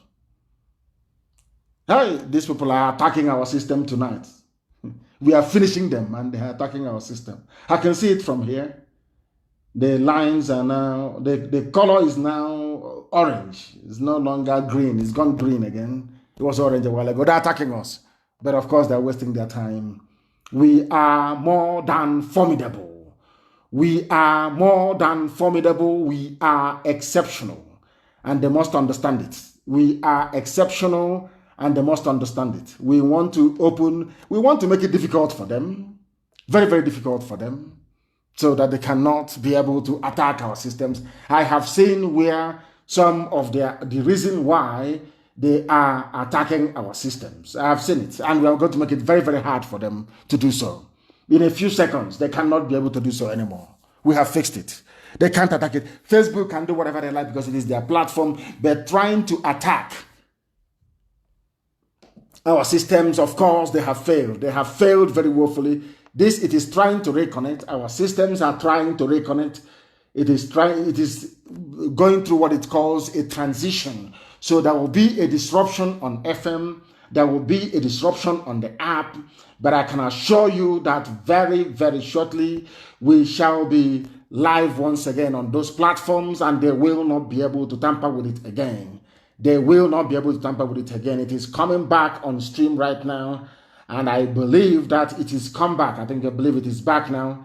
It is back. It will take maybe about 30 seconds for it to reflect, for my voice to reflect on the FM and also on satellite and our app ultimately.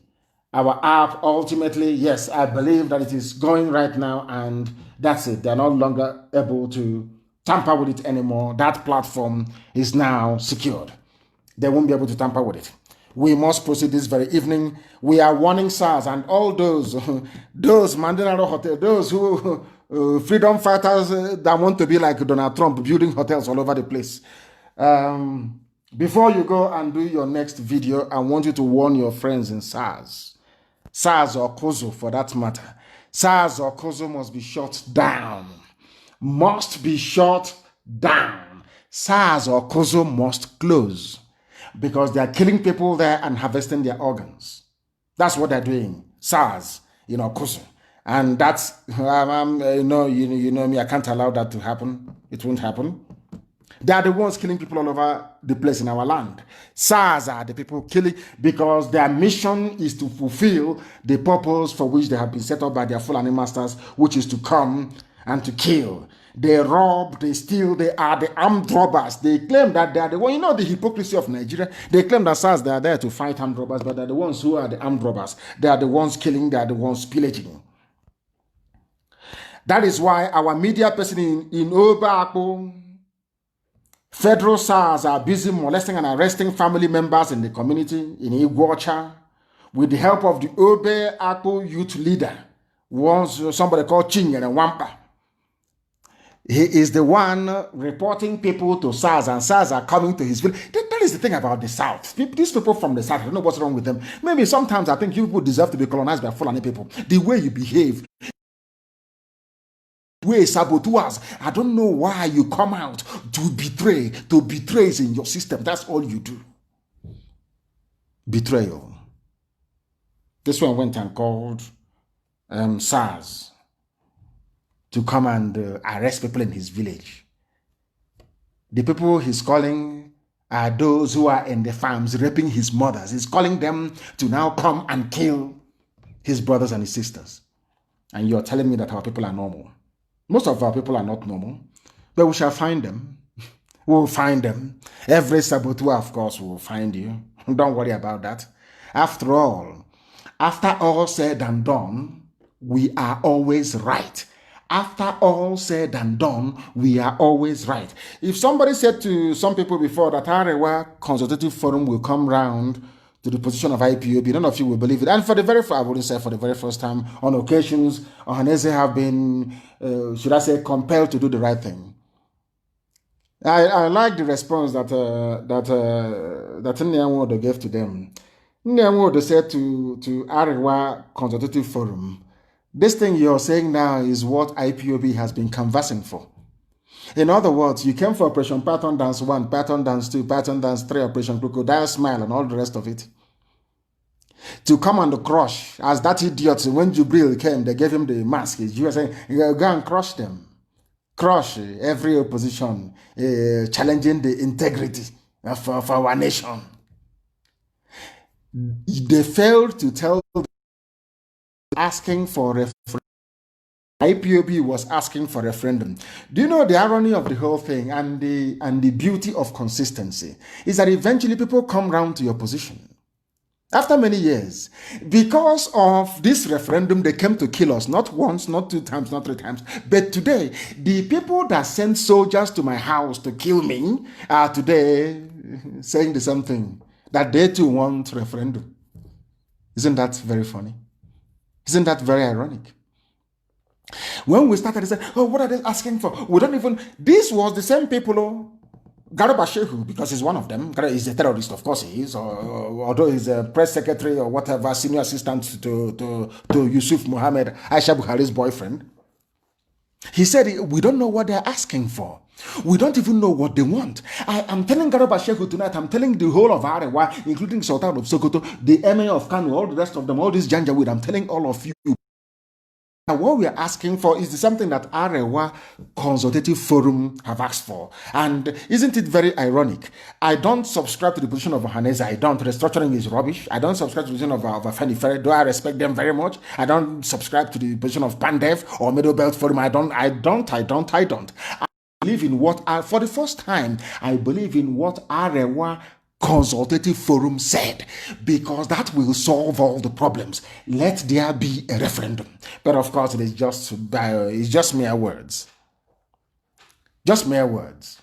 They will just say it, just they mouth it. It doesn't mean that they mean it. They don't mean it. Of course, they are not serious. They just open their mouth and they say it. They are not serious at all. Because if they are, they should push for it. And that is what everybody should be asking for. Not restructuring. Anybody asking for restructuring has something to gain from Nigeria. They are benefiting, their children are benefiting. That is the only reason why. People, why don't you ask the people what they want? I am a Democrat. If tomorrow people go and vote and say, oh, I want to remain as part of one Nigeria, oh, bye-bye, oh, well and good. I will never bother anybody. Why don't we allow the people to decide? Now, Arewa Consultative Forum has come round to the position of IPOB. The same position led Arewa, what's his name again? Is it, what's that, one of those glorified Alamaji? What's their name again? It says, every time the Second Republic lawmaker. What's his name? Somebody should give me his name. There are 2 of them in the north. They're always talking rubbish. from Arewa Consultative Forum, or is it Northern Elders Forum? I don't know what it is. You know them? Is it Tanko Yakasai and the other one? Two of them. Have you seen where they have come to? I want to let Tanko, all those people talking rubbish against IPOB from the north, I want you to hear what ACF said, Arewa Consultative Forum. We can have a referendum on whether we want Nigeria's continued existence. We don't have to go to war. Are you hearing from Arewa Consultative Forum? These are the people that Britain gave Nigeria to. I don't know if people can understand what I'm saying. The people that Britain handed Nigeria to are now saying that let us have a referendum. Which people made it possible? IPOB. Indigenous people of Biafra. Consistency and resoluteness. After killing us because of the same referendum, after shooting us dead every time, incarceration, imprisonment, they have now come round to say we want a referendum, the same thing we asked for in the beginning. And for the Wood actually stood up and said yes, IPOB has been. I was shocked when I read it. Let me see if I can go through and see where. In fact, those are the things they said. The particular one that had that Wood made that very comment will be published very, very shortly. It will be published very shortly. But Arewa Consultative Forum gave a press statement or interview, so to speak, and said they now believe in referendum. The same thing we have been campaigning for. The same thing we've been asking for. The same thing that led to the death of many people. They killed us because of referendum. Now they have agreed that there should be a referendum. Arewa Consultative Forum. That tells you that we have turned things around because the zoo is very bad. Their former vice president is Atiku Abubakar. He issued a statement saying that the zoo, Nigeria, is in dire need of healing. Everybody acknowledges that there's something wrong. Atiku himself is Arewa, is Fulani. In fact, and for even those shouting for their Igbo presidency, you know that Atiku is coming out again, and that's is a bye-bye to all of you, isn't it? All of you, like Dave, sabotaging our efforts. Dave Omahi organizing, calling Nation newspaper to go and photograph them, saying, hey, boy, you flopped. I'm laughing at them. The same Ebony that we have evidence everywhere that people obeyed. You went and paid some people and gathered them in a market. You paid them money, gathered them in a market. And I feel sorry for those people. I feel sorry for them.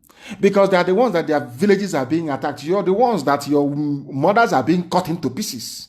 Under the watch of Umahi, and he has done nothing. Umahi has done nothing to protect any of you. He will pay you money to come out and open your shop in one place. You congregate. He will call media people, Lagos-based media, to come and photograph you, saying, oh, it is, if not for the love that I have for our people, for Biafra, I will allow Miyetti Allah to overrun the whole of Ebonyi State. To give as an example, to teach you people a lesson. I don't know how I can't even understand the way some of you behave. I don't understand it. Somebody will come and give you money.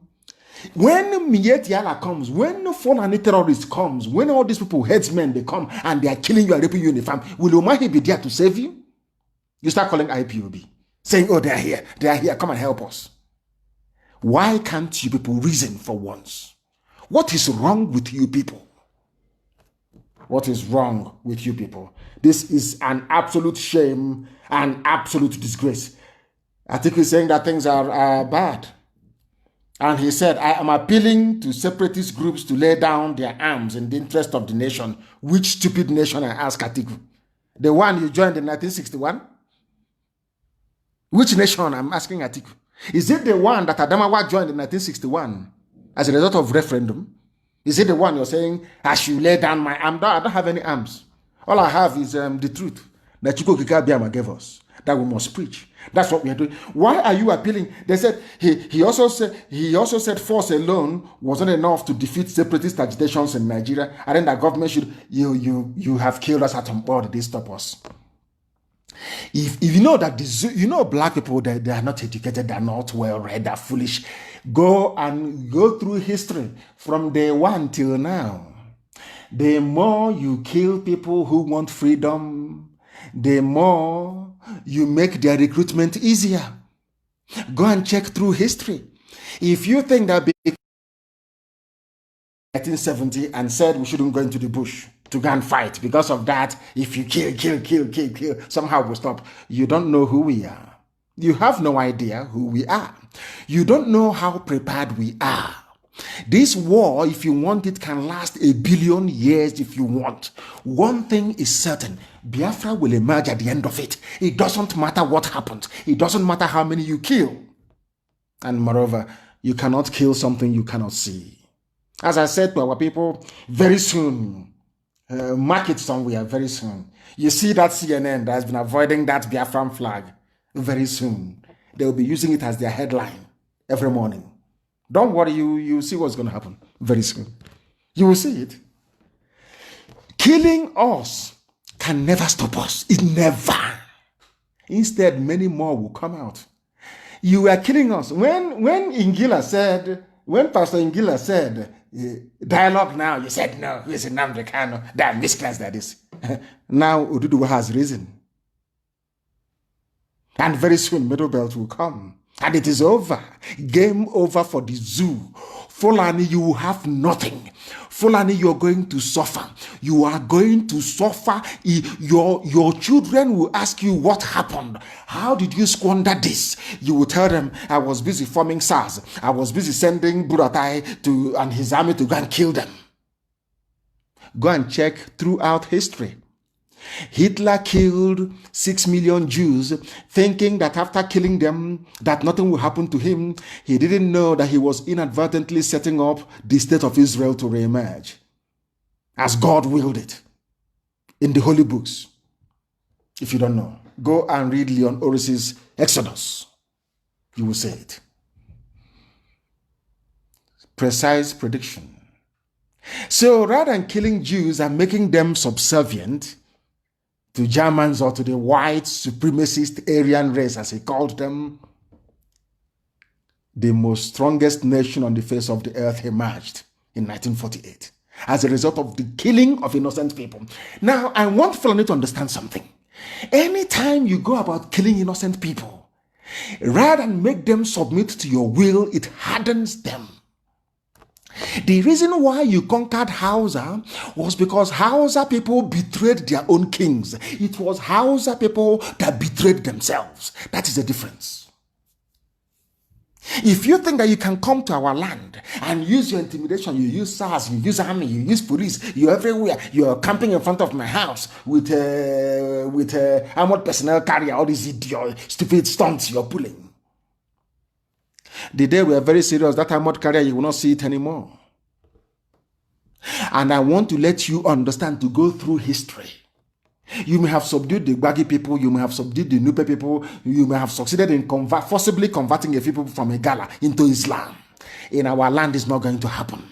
In Biafra land, it can never, ever happen. I want Fulani to understand this. This thing that they have started will last forever and ever.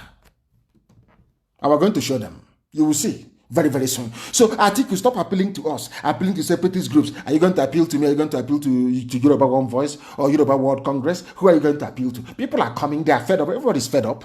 Nobody in their right mind is in support of the zoo. Everybody is fed up. So I think you stop. I know he's talking to IPOB. He's appealing to them to lay down their arms. Taking up arms against Nigerian state will do more harm than good. But Nigerian state, the boy that SARS killed, did he take up any arms? If you don't take up arms, they will kill you. That is the thing. They will keep subjugating you. They will keep suppressing you. They will keep colonizing you. They will keep insulting you. They will keep reducing you to nothing until you rise up to... Remember what I said initially. Power doesn't concede easily. It's to concede. Or else it will keep messing you up. That is something that people must understand. That is something we must understand. We are live and we are direct. The time now is coming up. I think it's 18 minutes. 18 minutes to 9 p.m. in the blessed land of Biafra, and by the same number of minutes to the top of the hour. I can call on those who have taken up arms against Nigeria to have a rethink. I think he's talking about Boko Haram. Whatever differences they may have with the rest of Nigeria, whether religious, ethnic, or political, terror, violence, and separatism are not the way forward. What is the way forward? Atiku, your people were asked in 1961, you became a Nigerian. Your people were asked in 1961, do you want to be Nigeria or Cameroon? You chose Nigeria. So what is your problem? Your relatives are in Cameroon. You have something far more in common with Adamawa people in Cameroon than you have with me. Why don't you look for your own flesh and blood in Cameroon? Oh, sorry, I forgot. It's the oil and gas we have in Biafra land. And the need to fulfill the very marvelous work that Othman Danfodio started, which is to colonize everybody in the zoo and to make Nigeria the home of Fulani people all over the Sahel. That is what you want to do, and we know, and we're not going to allow it. We cannot allow it. It is not possible. We are going to fight to the very last person. We are going to fight with our courage and the truth that we possess. That truth is that Nigeria is a fraud.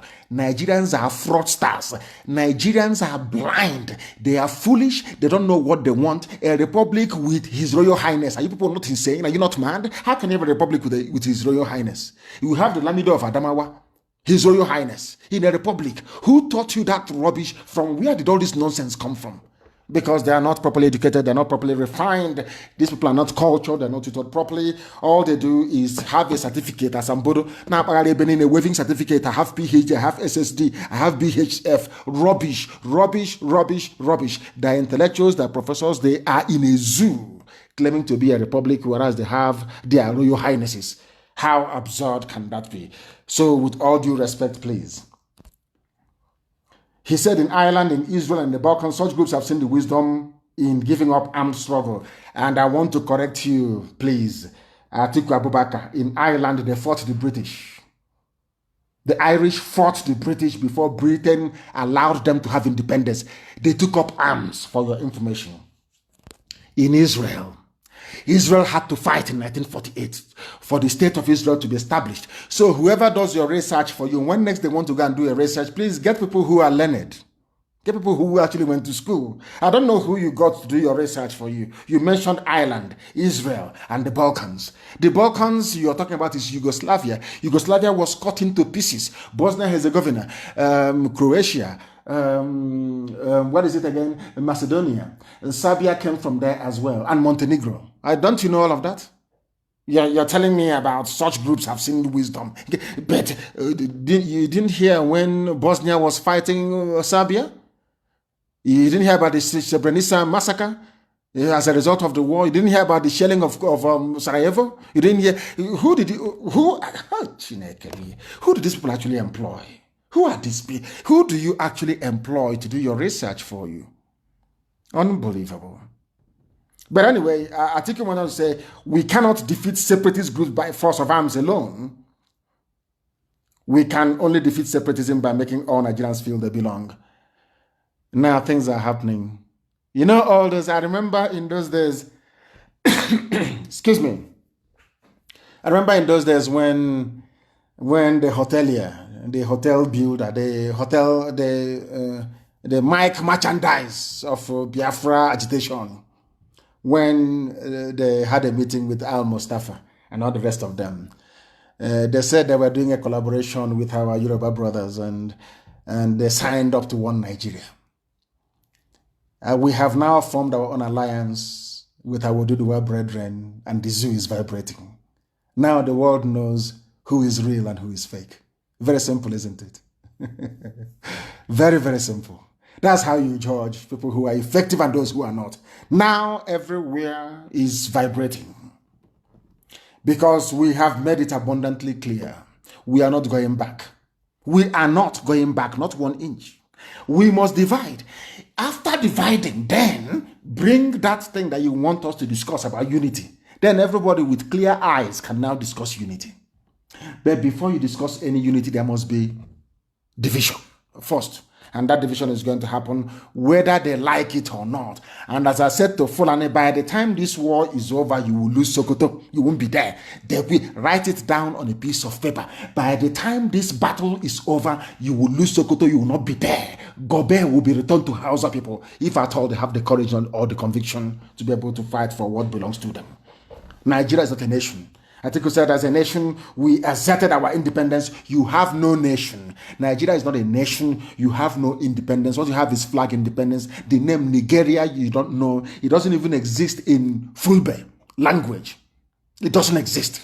So Nigeria is a British creation, not created by black people. We should stop being foolish and deceiving ourselves, talking about nationalism and Nigeria. Nigeria is an exclusive product of the British. Has nothing to do with black people. Anybody trying to claim ownership of Nigeria is an animal.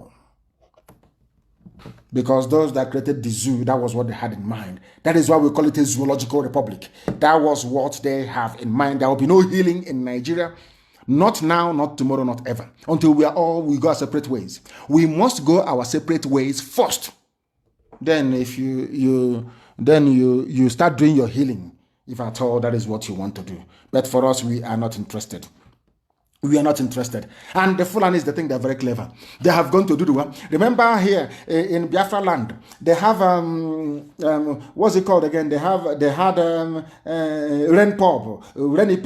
And I said, oh, they have divided. There are factions in IPOB. And I said over my dead body, there can never be any. Not now, not tomorrow, not ever. We swallow our enemies alive. Nobody can dare try it. They have gone to Yoruba land. Muslim students reject to do the War Republic. These are people groomed by Sokoto Caliphate. I warned them in the beginning. I warned my Yoruba brethren in the beginning. The problem you will have will be Yoruba Muslims. That is the problem you will have. But I thank God in heaven that today there are Yoruba people who are Muslims who are championing the separation of Oduduwa land from the Zoological Republic. They went and raised those who are loyal to them. Muslim students reject Oduduwa Republic. What they want to do is that they want to start a religious war in Yoruba land. They Fulani think they're very clever, but they don't know how foolish they are. Fulani, you have forgotten that Yoruba people they went to school, they're learned. By saying Muslim students reject Oduduwa Republic, what they want to do is to stoke the embers of religious intolerance. Yorubas have been doing very well. They don't have any of these stupid problems they have in the north. Christians and Muslims coexist side by side for centuries, no problem. Do you see the way Fulani behaves? Do you see how they reason? Now, bringing Fulani Muslim students to reject the Oduduwa Republic means what they are saying is if you're a Muslim, you must rise up. After all, the Sultan of Sokoto is your spiritual leader, and he wants one Nigeria. Now go and do your work in Yoruba land. They call them. These are fake groups that they raised. They gave them some money. Gave them cash to be talking rubbish. And that is exactly what they're doing. People from the South, as I said before, people from the South, that is the way they behave. They are easy to manipulate, easy to convince. And when I look at the people who are manipulating them, when I look at the people who are convincing them, Janjaweed, cattle from place to place, I get very, very disappointed. They don't know that before they came to this, the Oduduwa agitators have factored this in long time ago. We knew this was a card they are going to play. They will play it. In our place, we have the Fulefus. They promise them presidency. And they'll be shouting, President, it's our turn. We want one Nigeria. Everybody can. Rubbish. And we ask them to learn from us. Anybody who does not support Oduduwa, you banish that person, regardless of who they are. Banish them. Over time, you win this debate against them, as we have done in Biafra land. You win it, as we have done in Biafra land. They have all manner of people that they have raised, wanting to use them to destabilize Yoruba land, but they're not going to succeed. They're not going to succeed. And look at the people. These are the people. Remember, only a few days ago, I was telling you about how they appointed chief judges from the north. People who don't go to school, they're on quota system. They appoint chief judges from the north. And do you know the funniest thing is that they have now gone, maybe they have seen Ngozi Okonjo-Iweala, angling to become the new World Trade Organization president or chairperson or whatever they call it. You know what they have done? The same Asorok, Aisha Buhari and her boyfriend, they nominated Fulani man, Ishak Bello, to go and become an ICC, to go to ICC, maybe to rubbish all the cases against Nigeria there. They want to be part of it. That's what they do. That's what Britain always advised them to do. If you want to be effective at lobbying, the best thing to do is to get your people to belong to those organizations that may give you headache. And one of them is ICC. Our case is there. The Shia, they have a case there as well, and many other people. And you know what Nigeria did? Nigeria now nominated somebody called Ishak Bello to go and be part of ICC. So to, of course, make the case files disappear as they do in the zoo. Now, I want to tell you what happened. He's a Fulani, he's from the north. They want to try us because Ngozi Okonjo-Iweala is here. People are doing very well. We are being voted in as mayors. We are doing very well. Vice Chancellor. You know them. That is why envy is not good. Envy, jealousy is not good. Because they have seen how successful people from the south are. They decided to push somebody from the north to go to ICC. And I'm now going to tell you what happened. Listen carefully, please. Justice Ishak is a justice. Ishak Bello, the only Nigerian nominated for election to the International Criminal Court in 2020, may have fluffed the country's chances after a poor performance in the assessment. They brought a Fulani man. They took him to ICC in The Hague to go and do assessment. They called him and they said, come. He came. They asked him to sit down and he sat down. They asked him, what is your name? He said, Ishak Bello. And they asked him, do you know why you're here? He said he's come to interview. He wants to be a part of the International Criminal Court, the jury, the panel of judges that they have. They now said to him, is that all? He said yes. They now gave him a piece of paper. And they gave him a test, aptitude test. And he came last. Of all the judges in the whole world that was interviewed, he came last. He didn't write anything. But he's a Justice Ishak Bello. These are the people that rig elections. These are the people that aeroplane turner put in place to be able to bend the law. These are people that went to Sharia school. They came out and they became justices. They went to where there is no bribe, where everybody has to write, where everybody needs to do the assessment. He did the assessment and he failed. And he came last. And he's a Nigerian. He's from the north. He wants to be like Ngozi Okonjo-Iweala. He thinks he was rejected. Please look for the news and publish it. Look, the headline is Nigerian nominee Ishak Bello ranked low amongst 20 contenders for ICC job. He came last. Zoological Republic. He is a justice. Quota education. A justice, he went to Sharia school. These are the people that are pointing to the positions of justices of the Supreme Court without anybody from Biafra land. Nobody from Biafra land. No, nobody. These are justices. He came last. Obruk last in Ishi, because they saw Ngozi Okonjo-Iweala waxing very strong. They have heard about people from the south doing well all over the world, doing very, very well. They said, oh, why not us? Let us push somebody. And they foolishly pushed somebody called Ishak Bello. He's a justice. These are the type of people that interpret law. He went to where there are genuine justices, where there are judges, men of the jury, men of law. And he came last. Zoological. Please look for the news and publish it. Nigeria's nominee, Ishak Bello, ranked low amongst 20 contenders. You know, only 20, he came last. Last. These are the justices you have in Nigeria. This is the country that Atiku wants me to belong. This is it. Quota judge. Have you seen it? These people are, look at the disgrace is that when they are writing now and laughing, they'll say, oh, I interviewed this chap from Nigeria and he came last.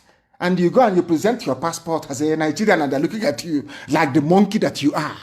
looking at you like a moron, like an idiot you are, because the person you call a justice in your country came last in an assessment.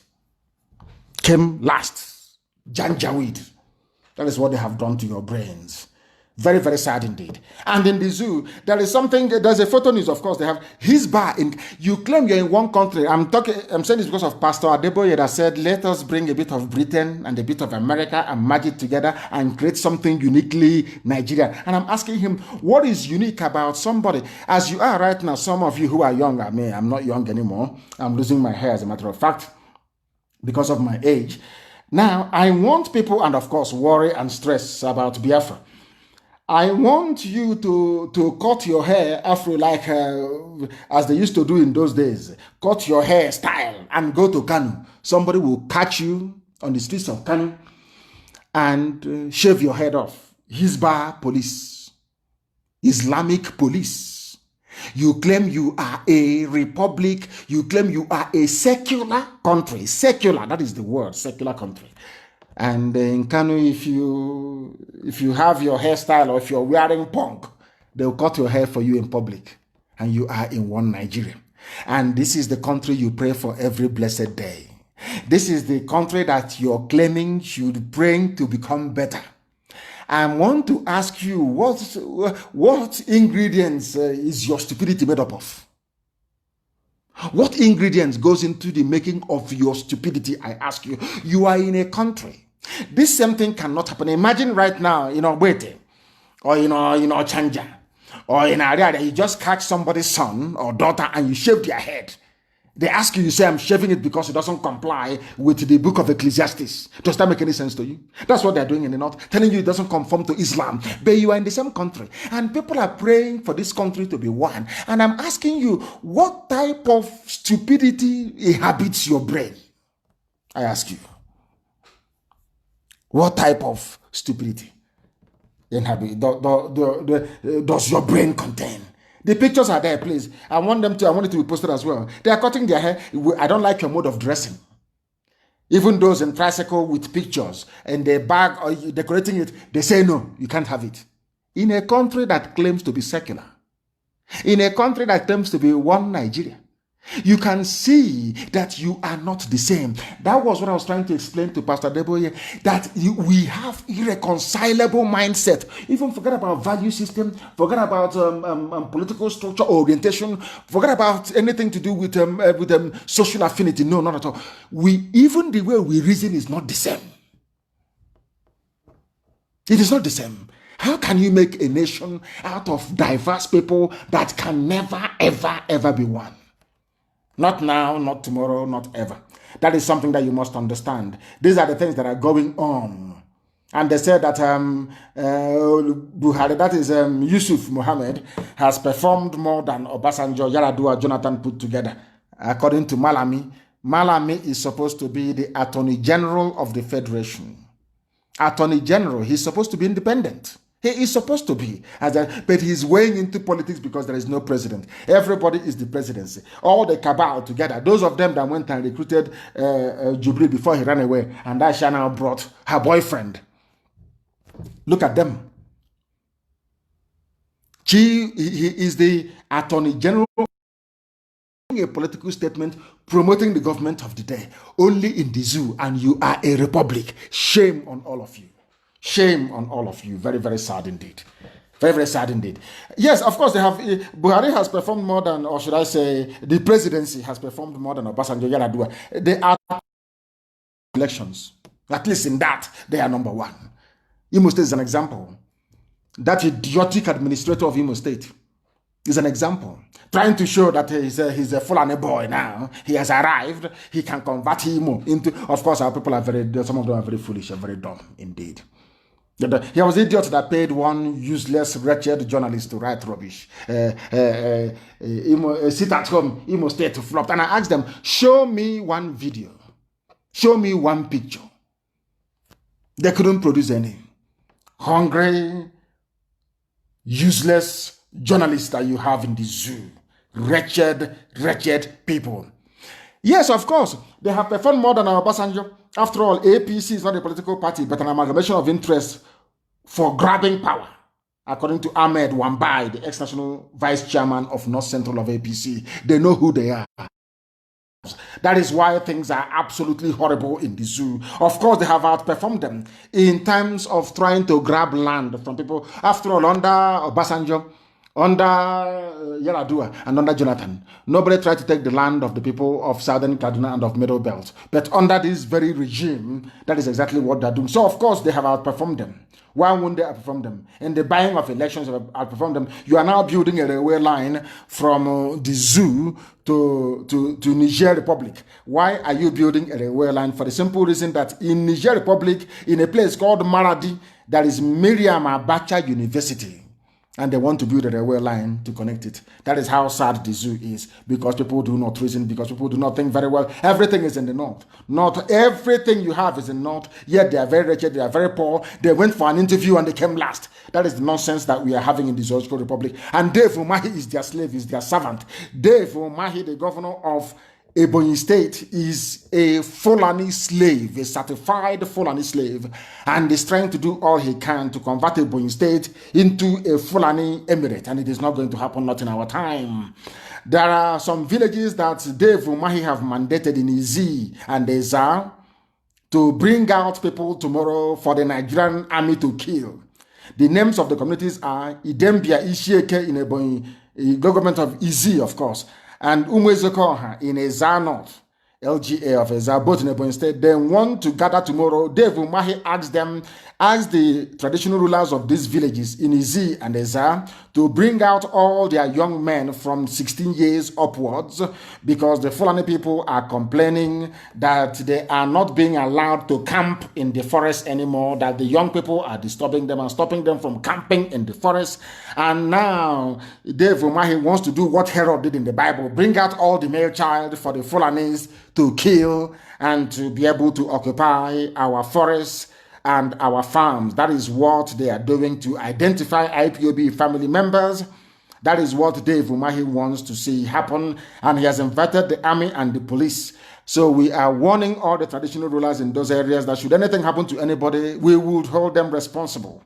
Personally responsible. Dave Umahi is trying to hand over Ebonyi State to Fulani Janjaweed. He is doing it with all his might, all his power. He is doing all he can to convert our land into a Fulani emirate. And if you know Dave Umahi, tell him it is not going to work. Disgrace and shame shall befall him. Disgrace and shame shall befall Dave Umahi. That shall be his portion, because there is a place they have planned to gather tomorrow. They have planned to gather in Ebonyi, and Dave Umahi is responsible for this. He wants our people to be killed so that the Fulanis can take over.